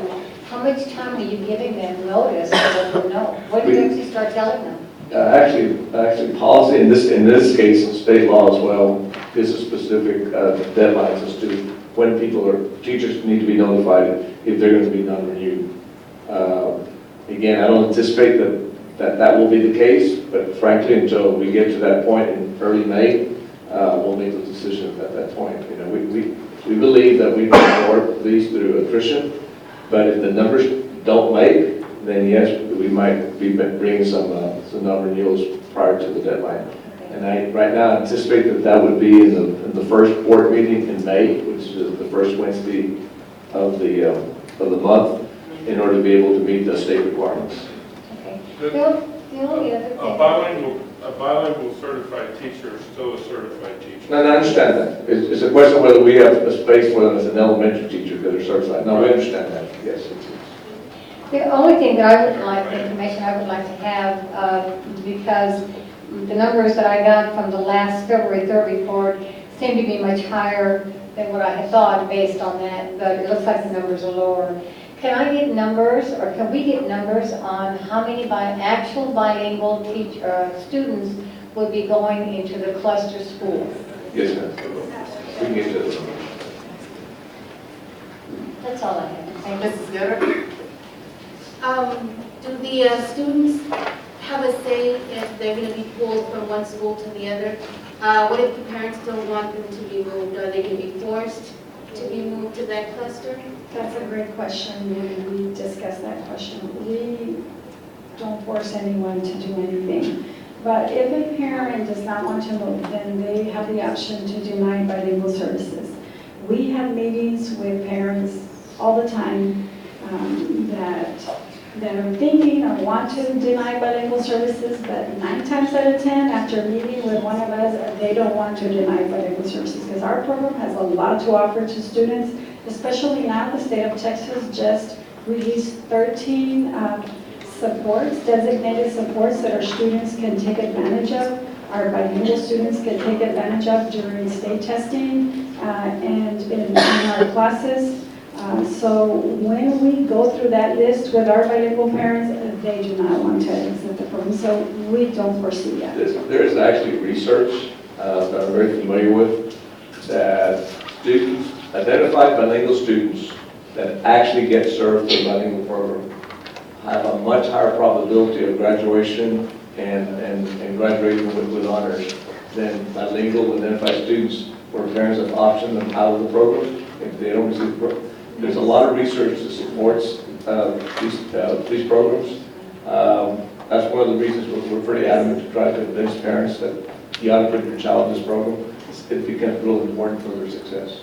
Yes, Thomas and Collier have done a lot of research behind this, and we know that students whose parents deny services or students that are bilingual, that are taught in English, pretty much only 24% of them actually graduate from high school. So the bilingual service program, like Dr. Chavez said, is amazing. Because I asked that question because when my twins started school at Athens, there was a question somewhere on when I registered that what was my primary language at home. It was Spanish, and they were taught Spanish first. So they were put into bilingual classes. So they had to learn half English, half Spanish, and every time their friends went out, they only went half because they were learning English and Spanish. So they were being held back by learning 2 languages and everybody else just continuing with their one. So when my daughter went into school, I lied and said, no, we speak only English at home, which was not true. And I stuck her in school in that class, and she only learned English. So she didn't have to learn Spanish and English like the twins and get further and further behind. They graduated just fine, but she graduated in the top 10%. So I'm not in the norm. I don't. So now kids are going to be clustered in one area where at home I speak all Spanish, at school I speak all Spanish. So how is it going to help them when they go to 5th grade and everybody speaks mainly English? Are they going to be, is it going to be a, what's it called, a shock? I can't remember. And you make a very good point, ma'am, because you just described a program that did not serve our students well. And once again, if you look at research, well, first of all, it is a great gift to be biliterate. And that is our goal, to have not only have bilingual students, but have biliterate students, so that when a student graduates from high school, well, yeah, you say we speak Spanish at home. We speak Spanish at home, ¿cómo estás? ¿Cómo te va? But that Spanish doesn't help you pass a math class in Spanish. No, I'm a medical And so- interpreter at work, so. No, I'm and my talking in a kids- regular, like in my home. And my kids, they learn how to read and they speak Spanish. Wonderful. One of them is the dental, works at a dental office. He also has to translate, so he has to have a pretty good grasp. He's one of the twins that didn't are with the bilingual program, so. So, yes, ma'am. With a true bilingual students, we will have our students be biliterate. And once again, it takes a student, any human being, if I go to Russia today and they put me in a school, it's going to take me 5 to 8 years to have academic Russian language. I can have just regular hello, I need to go to the bathroom, ¿cómo estás? But academic language, that takes about 8 years to build. And so we will develop it. And there's something called transfer, that when I learn something in my first language, I can easily transfer that to a second and third language. We are global learners, and students in this age level in Europe, they're learning 4 or 5 languages. And our kids are going to have to compete against those students in the future. So it is to their benefit for us to teach them more than one language. I have a question. Ms. Guerra, you just dawned on me. So through their elementary levels, up until 5th grade, they will be taught strictly Spanish? No, ma'am. What happens is that, for example, in pre-K, it's 90-10. 90% Spanish, 10% English. Every year it goes up. By the time they get to 5th grade, the majority of their instruction is in English. The students will be learning English as the years go by. So they will be more than prepared. As a matter of fact, we went to a bilingual conference in the Valley, and I cried watching students. First of all, we went to a program where the parents were there, and the parents seemed like my mom. My mom, we learned Spanish. When I went to school, I didn't know any English. But the Spanish we spoke at home was not academic Spanish. So in talking to the moms and dads there, they spoke Spanish like I grew up. But when their kids came into the classroom and they started talking, they spoke the most beautiful Spanish. Their Spanish was way better than their parents. Why? Because they have received academic language in their first language, and those kids are they were going to the best universities. They are so prepared. So they will be learning Spanish and English at the same time. So my next question is, therefore, if it's a gradual increase, so starting at 3rd grade, do they take their test in Spanish or in English? It depends. They can take their test in Spanish. When the LPAC meets, the teacher will sit down in the LPAC committee and decide which is their academic language of strength. And so if the teacher says they'll do better in Spanish, then they can test in Spanish, or they can test in English. So it can vary year to year? They could either do Spanish or English? It can vary in the same year. I could say she's going to test in English for reading and Spanish for reading, but I want her testing in English for math. That's very common. And that's not, I'm thinking, it's not confusing to the child? No, ma'am. Languages, as adults, we stress out, but our kids are they're smart. Learning a second language does not confuse students, it's good for them. The younger it is, the better they Yes, the ma'am. faster they learn it. Absolutely. Are there any more questions? Mr. Ibarra? So,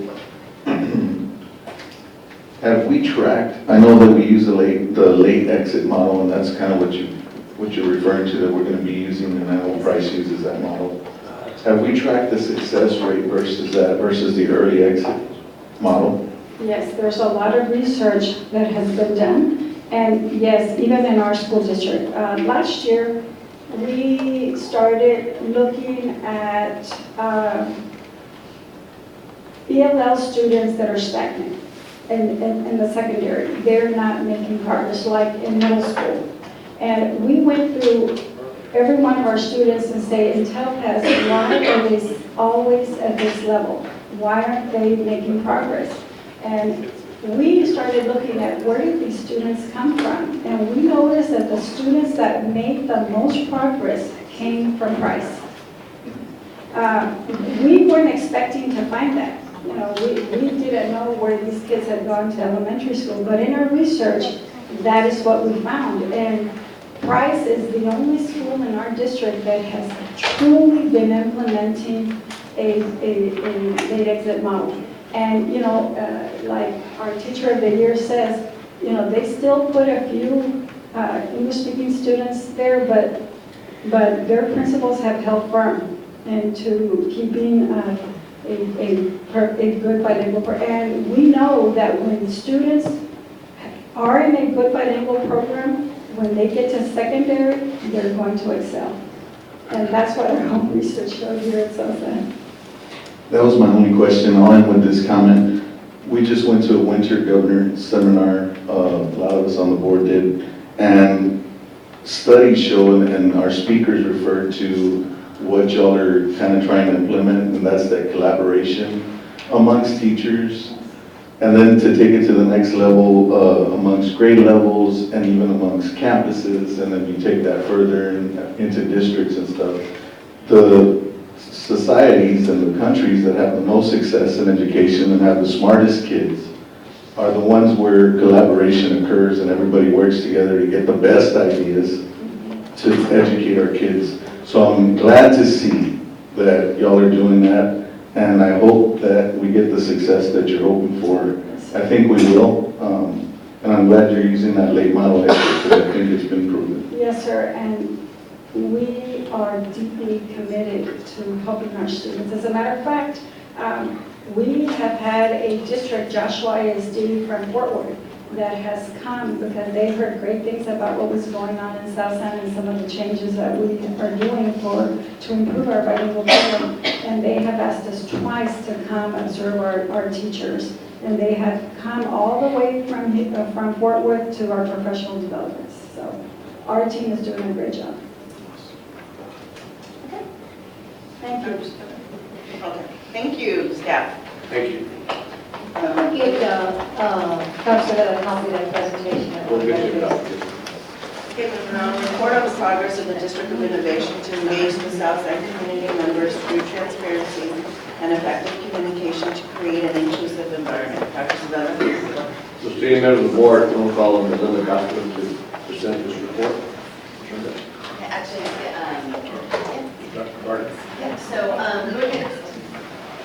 majority of this report will be done by Dr. Gardner. I just wanted to kind of open up and responding to what the questions you had, Ms. Prado, about our site visit to Grand Prairie.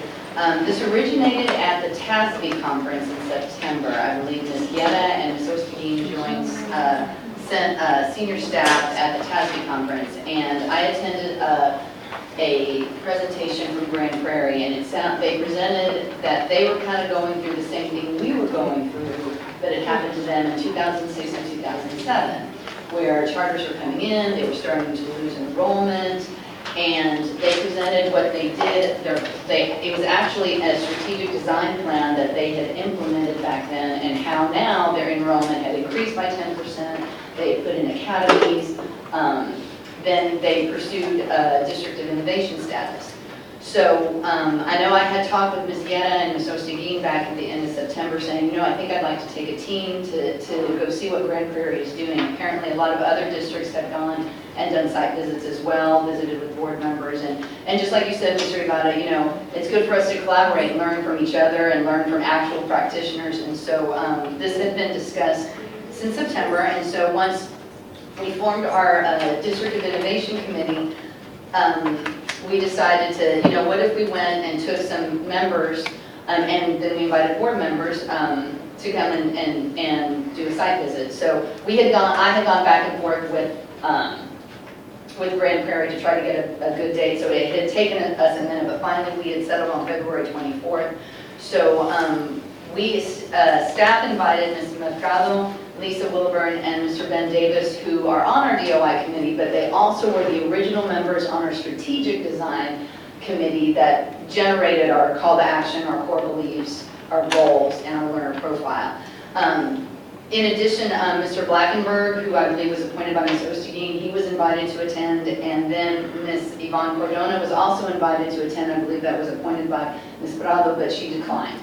And then in addition, we had 3 board members. I asked Ms. Osterdean, I had Dr. Savetta ask Ms. Osterdean to recommend board members to attend, and we had Ms. Ella Flores, Ms. Osterdean, and Ms. Yetta. And so we will have a formal report tomorrow at the DOI. Ms. Mercado, the team, the teachers and principals that went have prepared a PowerPoint, and they have a formal presentation to present to DOI tomorrow night and at March 22nd to the board and the community. Before I comment on what I learned, I'd like to kind of turn it over to, I guess, Ms. Yetta and Ms. Osterdean, Ms. Flores about what your learning was. So I'll start with Ms. Yetta on the site visit to Grand Prairie. I was very impressed. I kept talking about it all weekend. What they did, how the students acted. I mean, they walked quietly from class to class, even though we were there right in the middle, standing right in the middle of the hall. They just went around us and continued with where they were going, and that's real nice to see how very little discipline problems they had with all this new stuff going on. So I was very impressed. My impression was a lot. They were facing what we were facing, but what impressed me was that when their superintendent went to their board and said we're facing school closures because of a decline in enrollment, principals and teachers got together and came up with campus improvement plans. And they started thinking outside of the box. They then brought that plan to the superintendent, who then brought it to the board. And then the board said, we can't do this, let's ask TEA if it can be done. And so they were already implementing the District of Innovation because they were asking for permission as they were doing it from TEA. So it was a buy-in from the campus level, not from the board to the administration, then to the campus. It was buy-in at their level. So that's what impressed me, is that campus principals have a lot to say about their campus, on how the direction of instruction and learning goes. And then they go and petition to their administration, and then the administration petitions to the board. And so then as a collaboration between all parties, they move the education to those students. So that's what was impressed upon me, is that they're the ones who brought that vision to administration and not board to administration and then to campus. Because that can happen every day, in all districts.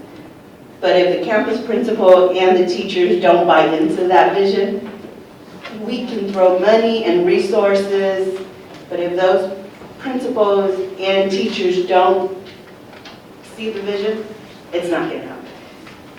And so that's what was impressed upon me. I agree with what Ms. Guerra said, and I agree with what Ms. Osterdean said, so I won't repeat theirs, but I will add to it. What impressed me was that, what was piggyback on what Ms. Osterdean was saying, these campuses have the flexibility. The flexibility to do, and how should I say, for parents and students to want to go to that campus. And that's what a District of Innovation is. It was the birth, they gave birth to that. That was, like Ms. Osterdean said, they kept calling TA, can we do this? We need a waiver for this. TA was curious, what are y'all doing?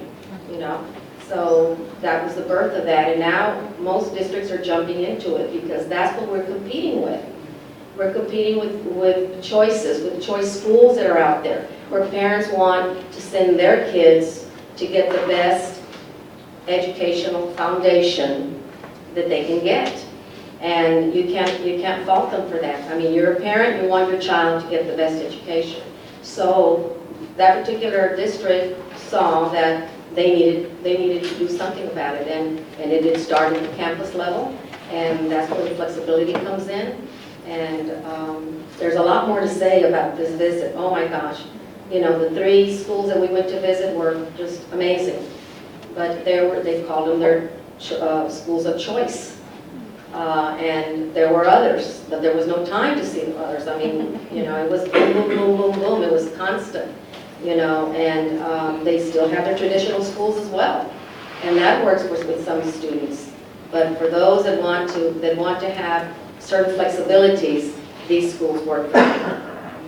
Thank you, ma'am. Thank you for your feedback. And so, like I said, we are going to do a formal presentation about the 3 schools we visited. It was very exciting seeing students that you know, looked like our kids and singing and dancing in the Fine Arts Academy. Or one of their high schools, their CTE high school, was actually in an office building. They took over an office building. So when you talk about career, you walk in and you feel we're in an office, and they were professional and walking. So like I said, it will be a formal presentation with pictures and movies that our staff members took. And staying in line with what you said, Ms. Oseguin, this was generated from a principal, Ms. Mercado, and the teachers that attended. They are generating, and they're going to lead that presentation tomorrow and on March 22nd formally in front of the board and the community. And so with that, I'll go ahead and turn it back over to Dr. Gardner to take us through our update on the DOI. Sure. Okay. Ms. Oseguin, members of the board, community members, I thank you for this opportunity on behalf of the 21-member District Innovation Committee to give you an update. We will have our official voting meeting tomorrow, so this is just an update, not anything that's been officially approved. I did want to say that though I didn't get to go to Grand Prairie, I did go to Mansfield. And the one thing that I can say is that when a school district and a community and parents and a school board has the opportunity to make the decisions for what's best for their students and not necessarily a streamlined effect for all students in the state of Texas, the flexibility that's there then leads to student success. And so that's the whole point. For us to bring the control of what's needed for our student success in this room. That's the goal, okay? So with that, I'll just jump right in. What I wanted to share is the timeline for District of Innovation, and everything from District of Innovation is on our district website, so that everything from our agendas, our meeting minutes, the videos, everything's there from all of the past 4 meetings. I wanted to point out that the strategic design process that began back in 2015 is not a separate process. The District of Innovation is simply a continuation of that process. So from the strategic design process, we then moved into this process. And back in December of 2016, the board did adopt a resolution. And so we did that at the same time of the public hearing. And then the board appointed a 21-member committee, and so we did that back in January. And since January, we've had 2 meetings a month, so 2 in January, 2 in February, and then our 5th one will be tomorrow. And we will officially vote on what's been presented by the committee. And then the process set out by TEA is that plan has to be posted on our website for 30 days. And so March 10th will be when we will post that plan, and it will stay there. We will also have a live feed where you can put in questions and comments onto that website from the community so that we can receive that feedback with the hopes of bringing that plan then to the board at the April 12th meeting. And the board then to be able to officially vote on that plan. And if everything goes according to this plan here, we will then review annually every spring for the next 5 years, because the plan lasts for 5 years. Okay? Are there any questions about the process before I move on to the exemptions? Board members, are there any questions? No, we can move on. Okay. So the committee identified 6 different exemptions that they would like to request. The first one was first day of instruction and last day of instruction. And so the way the plan is set up is we first identify the exemption, and then we identify the benefits for the district and the students for this exemption. And then if necessary, there will be local guidelines that we would then follow. So the first one with first day of instruction, really this focuses on the district calendar. TEA sets out that we should not start school before the 4th Monday of August. And so this exemption would allow us to start earlier, and really what the committee has focused on is the 3rd Monday in August being where they would like to start. And really that allows us to, in a nutshell, really have more instructional time with our students before they have to take the high stakes tests such as STAR, end of course, and the AP exams.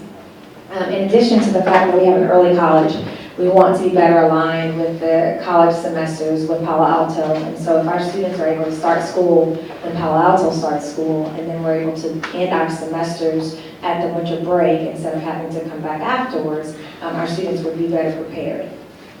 And then the last piece that the committee focused on was how we would be better able to recruit highly qualified faculty who may serve at the community colleges or even at universities for their schedules to be aligned as well. So the guidelines that we set in place for the District Educational Improvement Council, or the DEEC, would then create multiple calendars that they could then present to the superintendent, and they would recommend one, and then that calendar would then be brought to the board. So that hasn't officially been done yet. Know that the DEEC calendar and this process were separate. It just so happened to be that the calendars would be aligned to help us with the early college. And so that's the first one, but I'd like to do is just open questions. I have a question. Yes, ma'am. I'm assuming the calendar will only be effective for the high school, for the early college high school, is that district-wide? No, ma'am, that would be a district-wide calendar. Most of the times, the calendars have been synced with other districts like Northside, San Antonio. So is this going to be different than their calendar? Yes, But ma'am. will it pretty much align still with it, like spring break, let's say? Yes, those major holidays would still be aligned, and I don't know if you're familiar with this past year. It was a great example on how districts were kind of all over the place with vacations. Our goal, again, is just to make sure that we try to end our semesters because our attendance and all of that could be affected. But you're correct, districts really, even districts who aren't going for the designation of district renovation could, in theory, apply for a waiver for that same thing and start when they feel it's most appropriate for their school's needs. I also think it's a plus because a lot of times our calendar wasn't really benefiting our district, and I think now, it'll benefit our students, Right. which is what we need to worry about. Right. And if I can interject, Dr. Garner, you're absolutely right, ma'am, because even last year when we were doing the District Improvement Council, looking at the calendar, so many of our elementary teachers have stated, could we get out by June 1st, or can we get out by Memorial? Well, we'd have to start a week earlier. And so I will say the calendar that was approved by the District Improvement Council was approved by all teachers, all grade levels. And there's a lot of this excitement behind it. And all it is starting 1 week earlier, but we're done June 1st. So yes, and we spoke about that, about what's best for South San. I think Northside has it where they split, like they start their holiday in the middle, like for Christmas, in the middle, like on a Wednesday. The committee wanted 2 full weeks for Christmas, and in this calendar they do have it. And we did use a survey first to guide our choices, and then District Improvement Council reviewed what the districts, with the survey went out, and then created the calendar choice that we'd like to bring forward once this process is. I have another question. It also has been effect the last day of instruction. How is that going to fit in with, because I think all schools have a regulated graduation date in place. How is that going to impact that? We're hoping that we can get an earlier graduation date because of our week early. Over a week early, thank you, ma'am. I do know that also depends on the venue as well, and trying to get where we go every year to try to get, I guess there's a pecking order, and I guess a few years ago, we got out of the pecking order, and then we came back and we were at the, so that we're hoping that would be taken into consideration too, because especially if other school districts aren't ending when we are, then maybe we can work into getting our graduation date earlier as well. Okay, thank you, I'm sorry. Okay. Are there any other questions? No? Okay. I'll move on to the next exemption. The next one addressed minimum attendance for class credit or final grade. We often refer to this as the 90% rule. This one kind of has two parts to it. One is we may have students who've mastered material in classes, but due to unique attendance issues, due to the 90% attendance rule, would then have to repeat that class. So they may have 89, a 95, 100% in that class, but if they weren't in class 90% of the time, the state says that they must repeat that class for credit. And so that's one concern that kind of came up with the committee. The other side is you may have students who work above grade level, and again, due to the 90% rule, have to complete a class, and they must sit in that class for the entire school year because of that requirement. And so we would like to see the flexibility in allowing us to focus more on mastery and not seat time, because that's what's best for kids. And it would also give us an opportunity to implement more innovative ways of teaching. So virtual classroom learning, allowing kids to have real world experiences that could very well be well above what they could learn in a textbook, and that to be able to count as well. So the unique attendance issues, this isn't a free-for-all. It's more when kids, if a child has cancer, or if they're homesick, whatever the reasons, we don't want to penalize a child because of something they couldn't control. If mastery is key, and in education, that's where we want to focus. So that's what this exemption focuses on. Are there any questions about this exemption? Board members? No? You can move. Okay. The next one speaks to minimum minutes of instruction. So this one is the focus that came up in the committee was actually being able to offer an alternative education program, not a disciplinary program, but for students that may be over age. And so we did look at the data, but a great bit of data for our district. And one of the things that we saw was that we're not really servicing our non-traditional students the way that we need to.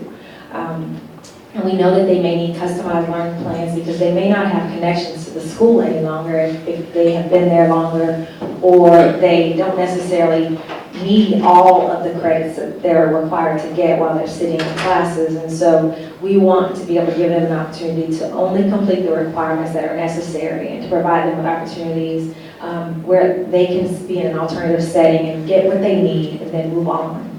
And we know that that would increase our graduation rates because typically students who are at risk will drop out if they don't have those connections. And so the committee wanted to make sure that, again, we allow for more innovative learning experiences for students, as well as flexible times when they may attend school.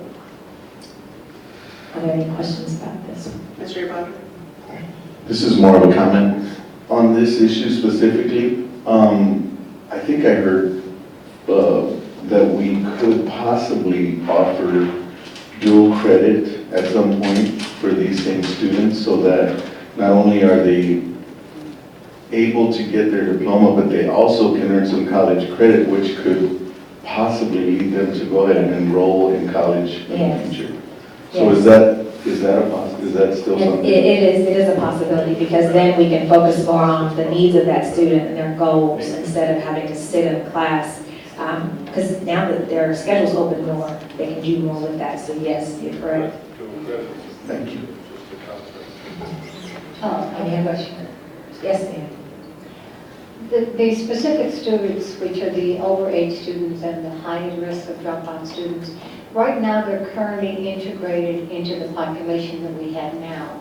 So with this change of instruction, will they still be in the same classrooms, still integrated? How is that going to work? No, ma'am. It would be a separate setting where they would each have their individual learning plans and so they wouldn't be housed at the same campus. They would have their own program. And so even the time of day, we've looked at, that may need to be more flexible. So they may not be in school the traditional 8 to 4, maybe 2 to 6 or 2 to 10, depending on the needs of that child. But they would not be, you know, in the same classes. They would be sitting in classes with other students who have the same needs. And that meets all the necessary requirements. There's Yes, not a ma'am. problem with that. Yes, ma'am. Are there any more questions, Mrs. Flores? Would some of these requirements that they need to complete their high school diploma, would that include online? Yes, it could, and we want to be able to do that, yes. Okay, Is there any more? okay. The next one is certification and required field-based experience. This exemption, actually really, we've come a long way with this exemption. If I could be candid, I think that this was most of the concern, and really, when we went through the process, it came to a great place where we understood that what's best for kids is allowing us to be able to service them with the best possible faculty that we can provide them. And so where this one comes in is really making sure that we have the highly skilled individuals in front of our students at all times. And so the availability of teachers in high need and hard to fill areas, it's very difficult, and we live this daily at our high school right now, we do. So what happens is you either have a vacancy where you're not able to fill it because there's no one who's certified to teach that class, or you limit the course offerings that we can give to our kids. And so they don't have that variety that we would like for them to have, to be better prepared, to be community members who have professional background. What else came up was that we, through the strategic design process, would like to see magnet programs offered in all of the endorsements to support the graduation endorsements at the high school. And so in order to do that, again, you do have to have the professionals who have the background. And so with this one, we'd like to be able to have the opportunity to hire individuals who have the background and maybe the industry experience, and maybe they don't have the certification for those courses, but they're more than prepared to teach those courses. And so we have some guidelines there where we would make sure that the campus principal would then submit their request to the superintendent for being able to fill a position in a highly specialized or hard to fill area. And I would stress highly specialized and hard to fill area. This is not an opportunity to just replace all positions with people who are not certified. That's not the case. And then the superintendent will make a determination as to whether that applicant is qualified. And we are considering that to be a local teaching certificate, meaning that they can't go anywhere else with that certificate. It's something that we're honoring because we've been District of Innovation. And that certificate will be good for 1 year, and we would consider that a non-Chapter 21 contract. And then the superintendent would then report this action to the Board of Trustees. Do you have any questions about this one? Board members, are there any questions? Mrs. Flores? I don't have a question, but I have a comment in regards to that, and it pertains to our visit to Grand Prairie ISD with the Dubisky Career High School. We learned that it's because it's a career high school, there's business courses that are being taught there. And an example was we saw an ATM machine. When you walk into this campus, it looks like a lobby of a hotel. I mean, a hotel, but a bank. And then there's an ATM machine there, and then there was like a door where you go in, and it wasn't open at the time, but that's where they train students in banking career. So our question was, so who teaches this? Well, they partner. They partner with businesses, with banks, with people out in the community to come and help and train students in that way. And that's why they have the flexibility in this particular benefit here to bring in people from the community that will help them teach the students those skills. Are there any other questions? Okay. The next one was class size and notice of class size. This addresses the 22-to-1 ratio in K through 4. And so the committee was very focused on, and I guess stressing that we do understand the value of the student-teacher ratio, and the intent is not to get rid of that concept at all, but we did take into consideration the mobility rate within our district, and knowing that we needed to be able to ensure that we're hiring quality staff and then in a timely manner. But really where the focus really would be in the student's best interest. And so there's certain situations where a child may be in a class and at a certain point in the school year, due to the 2-2-1 requirement, we may have to move a child out of a classroom where they've made friends, they've established a bond or relationship with their teacher, and we wouldn't be able to let them stay there. There were one student over, or we would have to request a waiver, and we wanted to be able to allow this decision to remain in the control of our school district and what's best for our students on a case-by-case basis. And so we will continue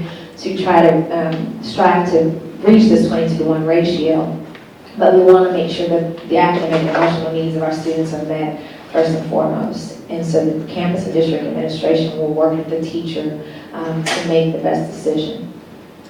Let me speak to this one. The very last sentence here, at any time the board may request that the superintendent bring the exemptions for board approval. I actually requested that this line be put in there. I wanted to make it clear to the community, make it clear to our board, that the final authority really lies with the board. The previous sentence where the superintendent will report to the board the number of exemptions granted and so forth, the only reason that's there is to allow for timely decisions to be made. We may not have a board meeting for 2 weeks, sometimes 4 weeks. Rather than have children be on hold as to whether or not we're going to create a new class or not a new class, clearly it would best serve children if the administration has the authority. But if at any time the board feels that we've approved too many, or it's out of control, or whatever it may be, you certainly may request that the superintendent bring it to the board for approval. So I wanted to clarify that. Thank you. Are there any questions, board members? I do. Mrs. Bravo? So I guess this is going to be one of the waivers that's going to be requested, which is the student 22-to-1 teacher ratio. It wouldn't be a waiver, it would be an exemption. So in theory, if you didn't do DOI, in order to do this, you would have to have a waiver from the state. But this exemption then doesn't require us to have a waiver. So it brings the control back to the So it's board. doing away with having to come to the board and ask for approval of a waiver. No, ma'am. The last sentence, and But, go ahead. Probably, the thing with this, what this does is this. Right now, the present law requires that the school district requests a waiver from the state, and of course, it would come to the board, and the board allows the administration to submit the request for a waiver. The state would have to approve that waiver and allow us to do that. This would exempt the district from having to ask the state for a waiver. It's an exemption on that particular rule. This initially puts the authority, license authority with the superintendent, but it also allows for the board to make a request that it could be done at any point, it could be done at the very beginning, to simply say, Mr. Superintendent, we want all of them to come to the board for approval. And the board could control 100% of these exceptions. I would request that the board allow the administration to make some of these decisions so that we don't delay making the decisions waiting for a board meeting. But again, the final authority lies with the board. But according to this, though, you were authorized to make the change. We're authorizing you to make the change. Until the board tells me otherwise. So, but then the change would everybody be made before even coming to the board. Well, no, excuse me. What the board may do before we approve any exemption at all, or any exception on the 22-to-1 ratio, the board from the very beginning say, Mr. Superintendent, we want all of them to come to us from the very beginning, all of them, every single one. So at that point, the board is approving every single one. So this does not necessarily give the superintendent or the administration carte blanche on these decisions. It lies with the board, quite frankly. We think that it's better for children, because we could make the decisions in a more expedient way if it initially remains with the administration. So we don't have to wait for board meetings. But if the board wants to decide these from the very beginning, every single one, the board certainly can direct the superintendent to bring them to the board. As written, it simply changes the locus of the final authority. That's correct. From the commissioner to the district. That's correct, that's correct.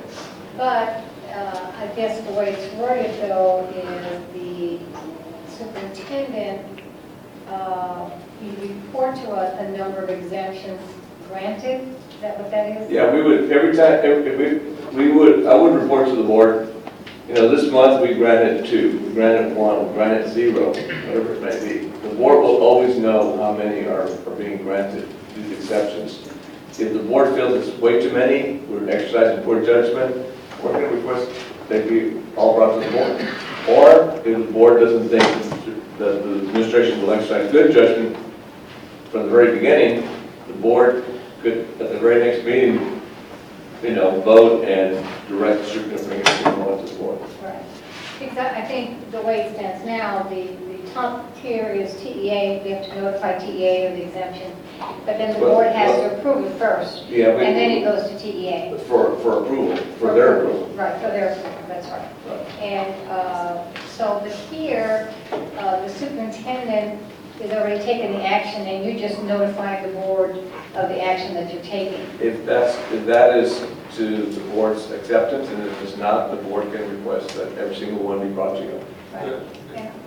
This is an example. If this goes in that way, the board can write the decision is made in the district. It simply doesn't go to TEA. That's right. It stays local, I So understand. that how the decisions are made is up to the board policy with respect to that. It's just no more paperwork to TEA. That's correct. It doesn't set the method or the limit or whether it's 1 over, 2 over, or whatever. That gets developed locally instead of. So that 22-to-1 ratio is no longer in existence. Yes, ma'am. It is very That would much- that would remain. It is very much in existence. Functionally, as far as TEA Right. is concerned, it is not. That is the same situation that attains essentially with charter schools. It puts you in the same footing as charter schools. A lot of them observe 22-to-1, but they're not required to under law. So you could literally adopt this and then turn around and say, as a district policy, we want 22-to-1 or 18 or whatever in terms of what's out there. You just don't have to go to TEA. But it would have to come to the board for approval. Whether it comes to the board for approval or not will ultimately be your policy decision after you adopt this.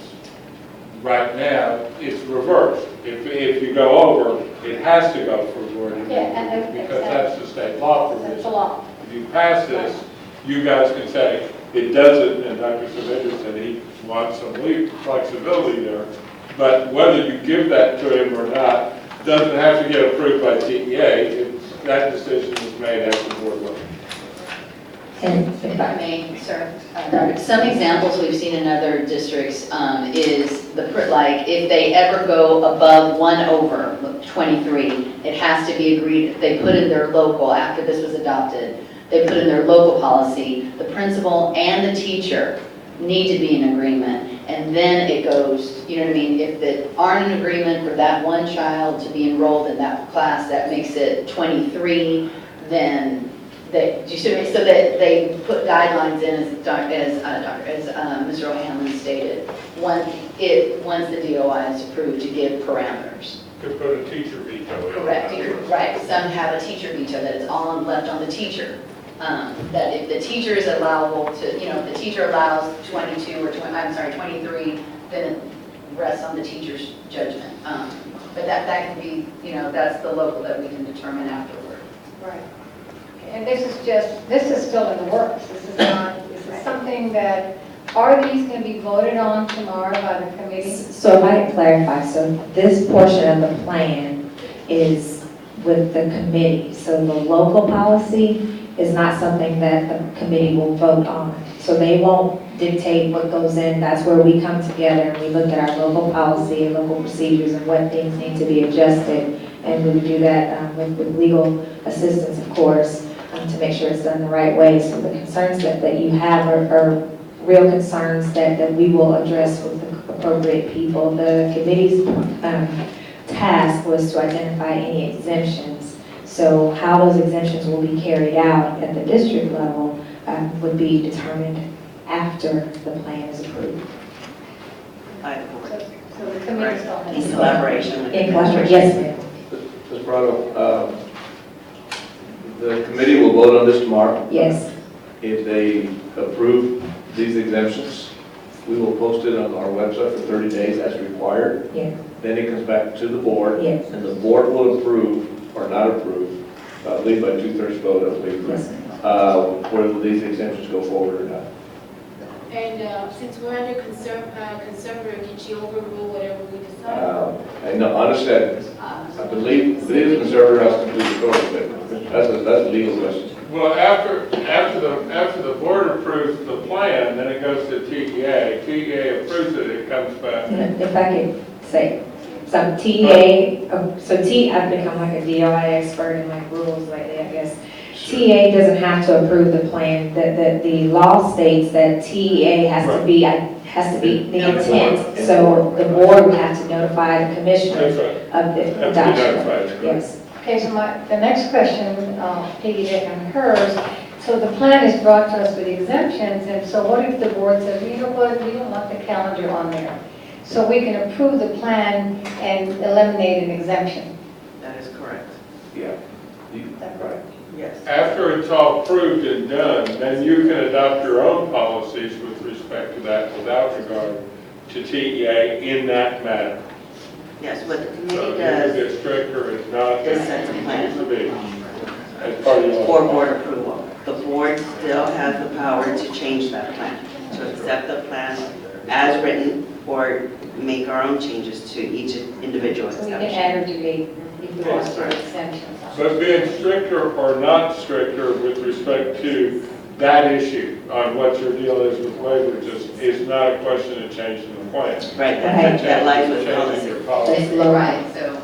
So most of the concerns that you would have, that wouldn't be whether you would approve the plan or not. It would be what do you put into local policy to address the concerns that you have. Right, and you can go out and adopt it. And I think Mr. O'Hanlon, Mrs. Guerra's question has not been answered. Her question was, let's say the plan comes to us and we made some changes and we're going to approve it. Contrary to what the committee has submitted, we want to make some changes. Does a conservator have the right to override our decision? Yes. Yes? So Has the right to So we can override work all on of our this for decisions. hours and days in advance, and we can vote on something, and next second, the conservator says no, right? Do that now. Yes, she can order that, I think it's unlikely, but to be honest with you, because this is such a kind of cutting edge nouveau thing that this is going to, and I'm sure she's going to afford more discretion to the board with respect to that. So I think she's likely not to do that. What I'm trying to get across is that you adopt, these are like permanent waivers, kind of. And so once you ask for that, then you don't have to go get waivers on that thing. But you, just like you don't have to, that you do a waiver 1 year, you don't have to keep doing that waiver, that you took advantage of it, and you didn't like the results of it, that you stacked up too many kids in the classrooms, you can come back and tighten that if you choose to do that at any point in time. So With the annual this review.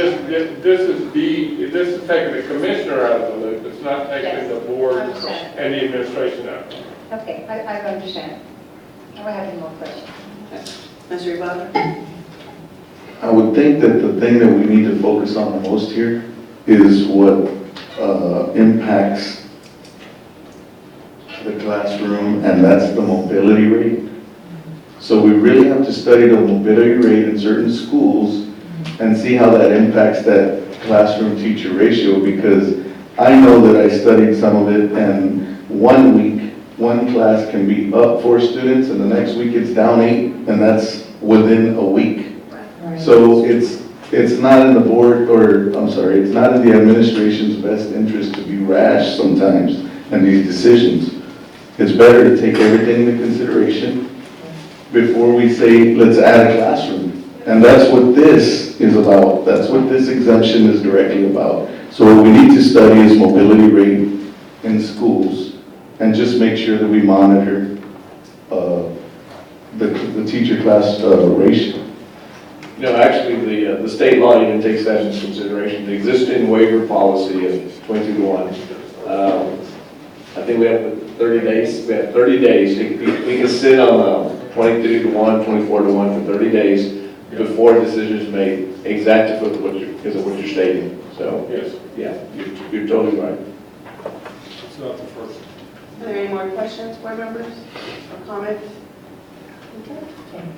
The last exemption that the committee brought to our attention was the exemption actually for free kindergarten. And this actually came up, it was just at the last meeting. It was actually a beautiful conversation because we talked about how kids have gaps, and those gaps then move in, and we they progress and they go into middle school and then potentially become high school dropouts.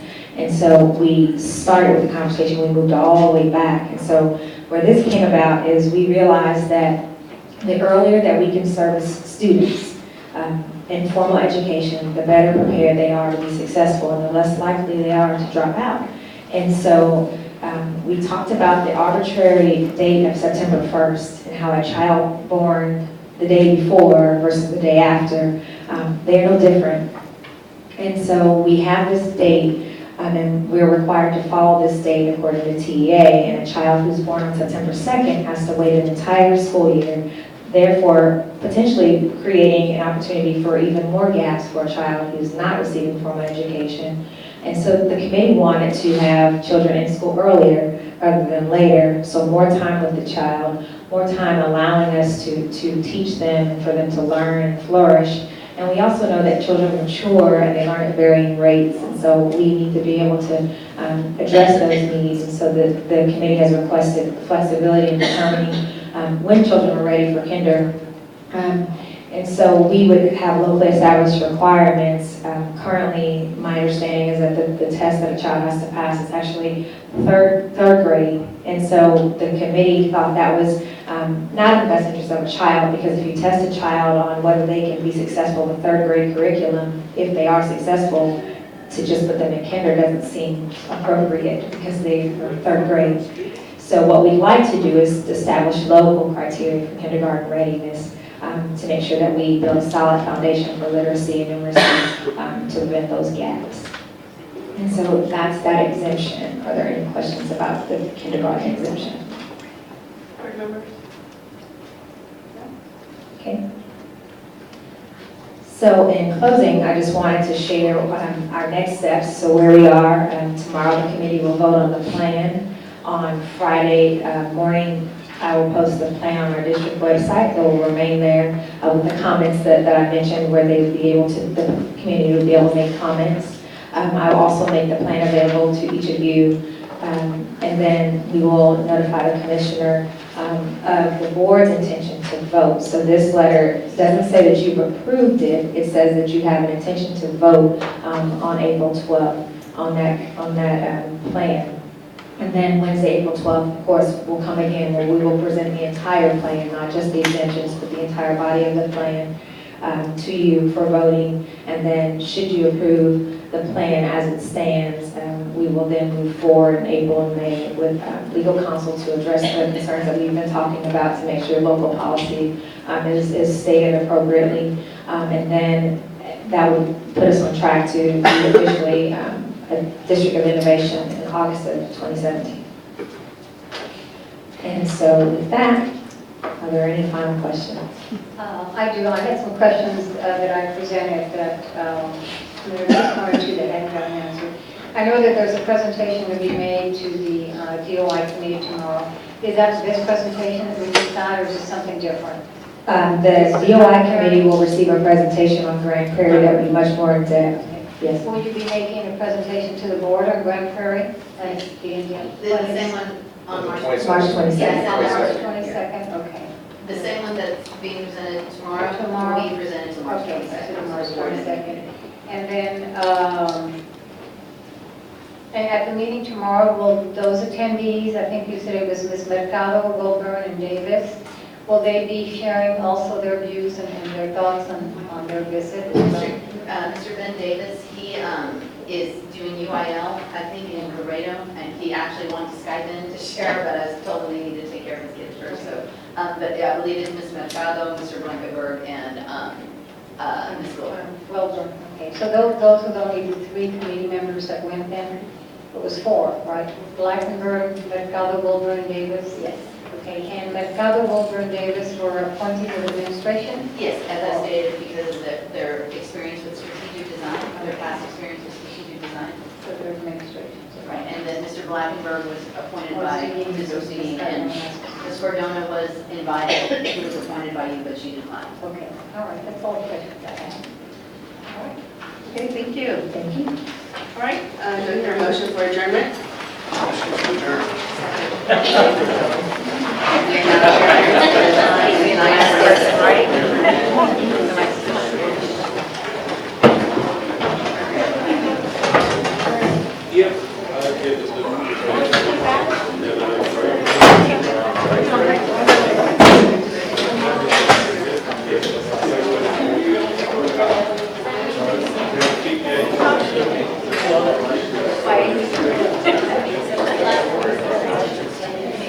Bye.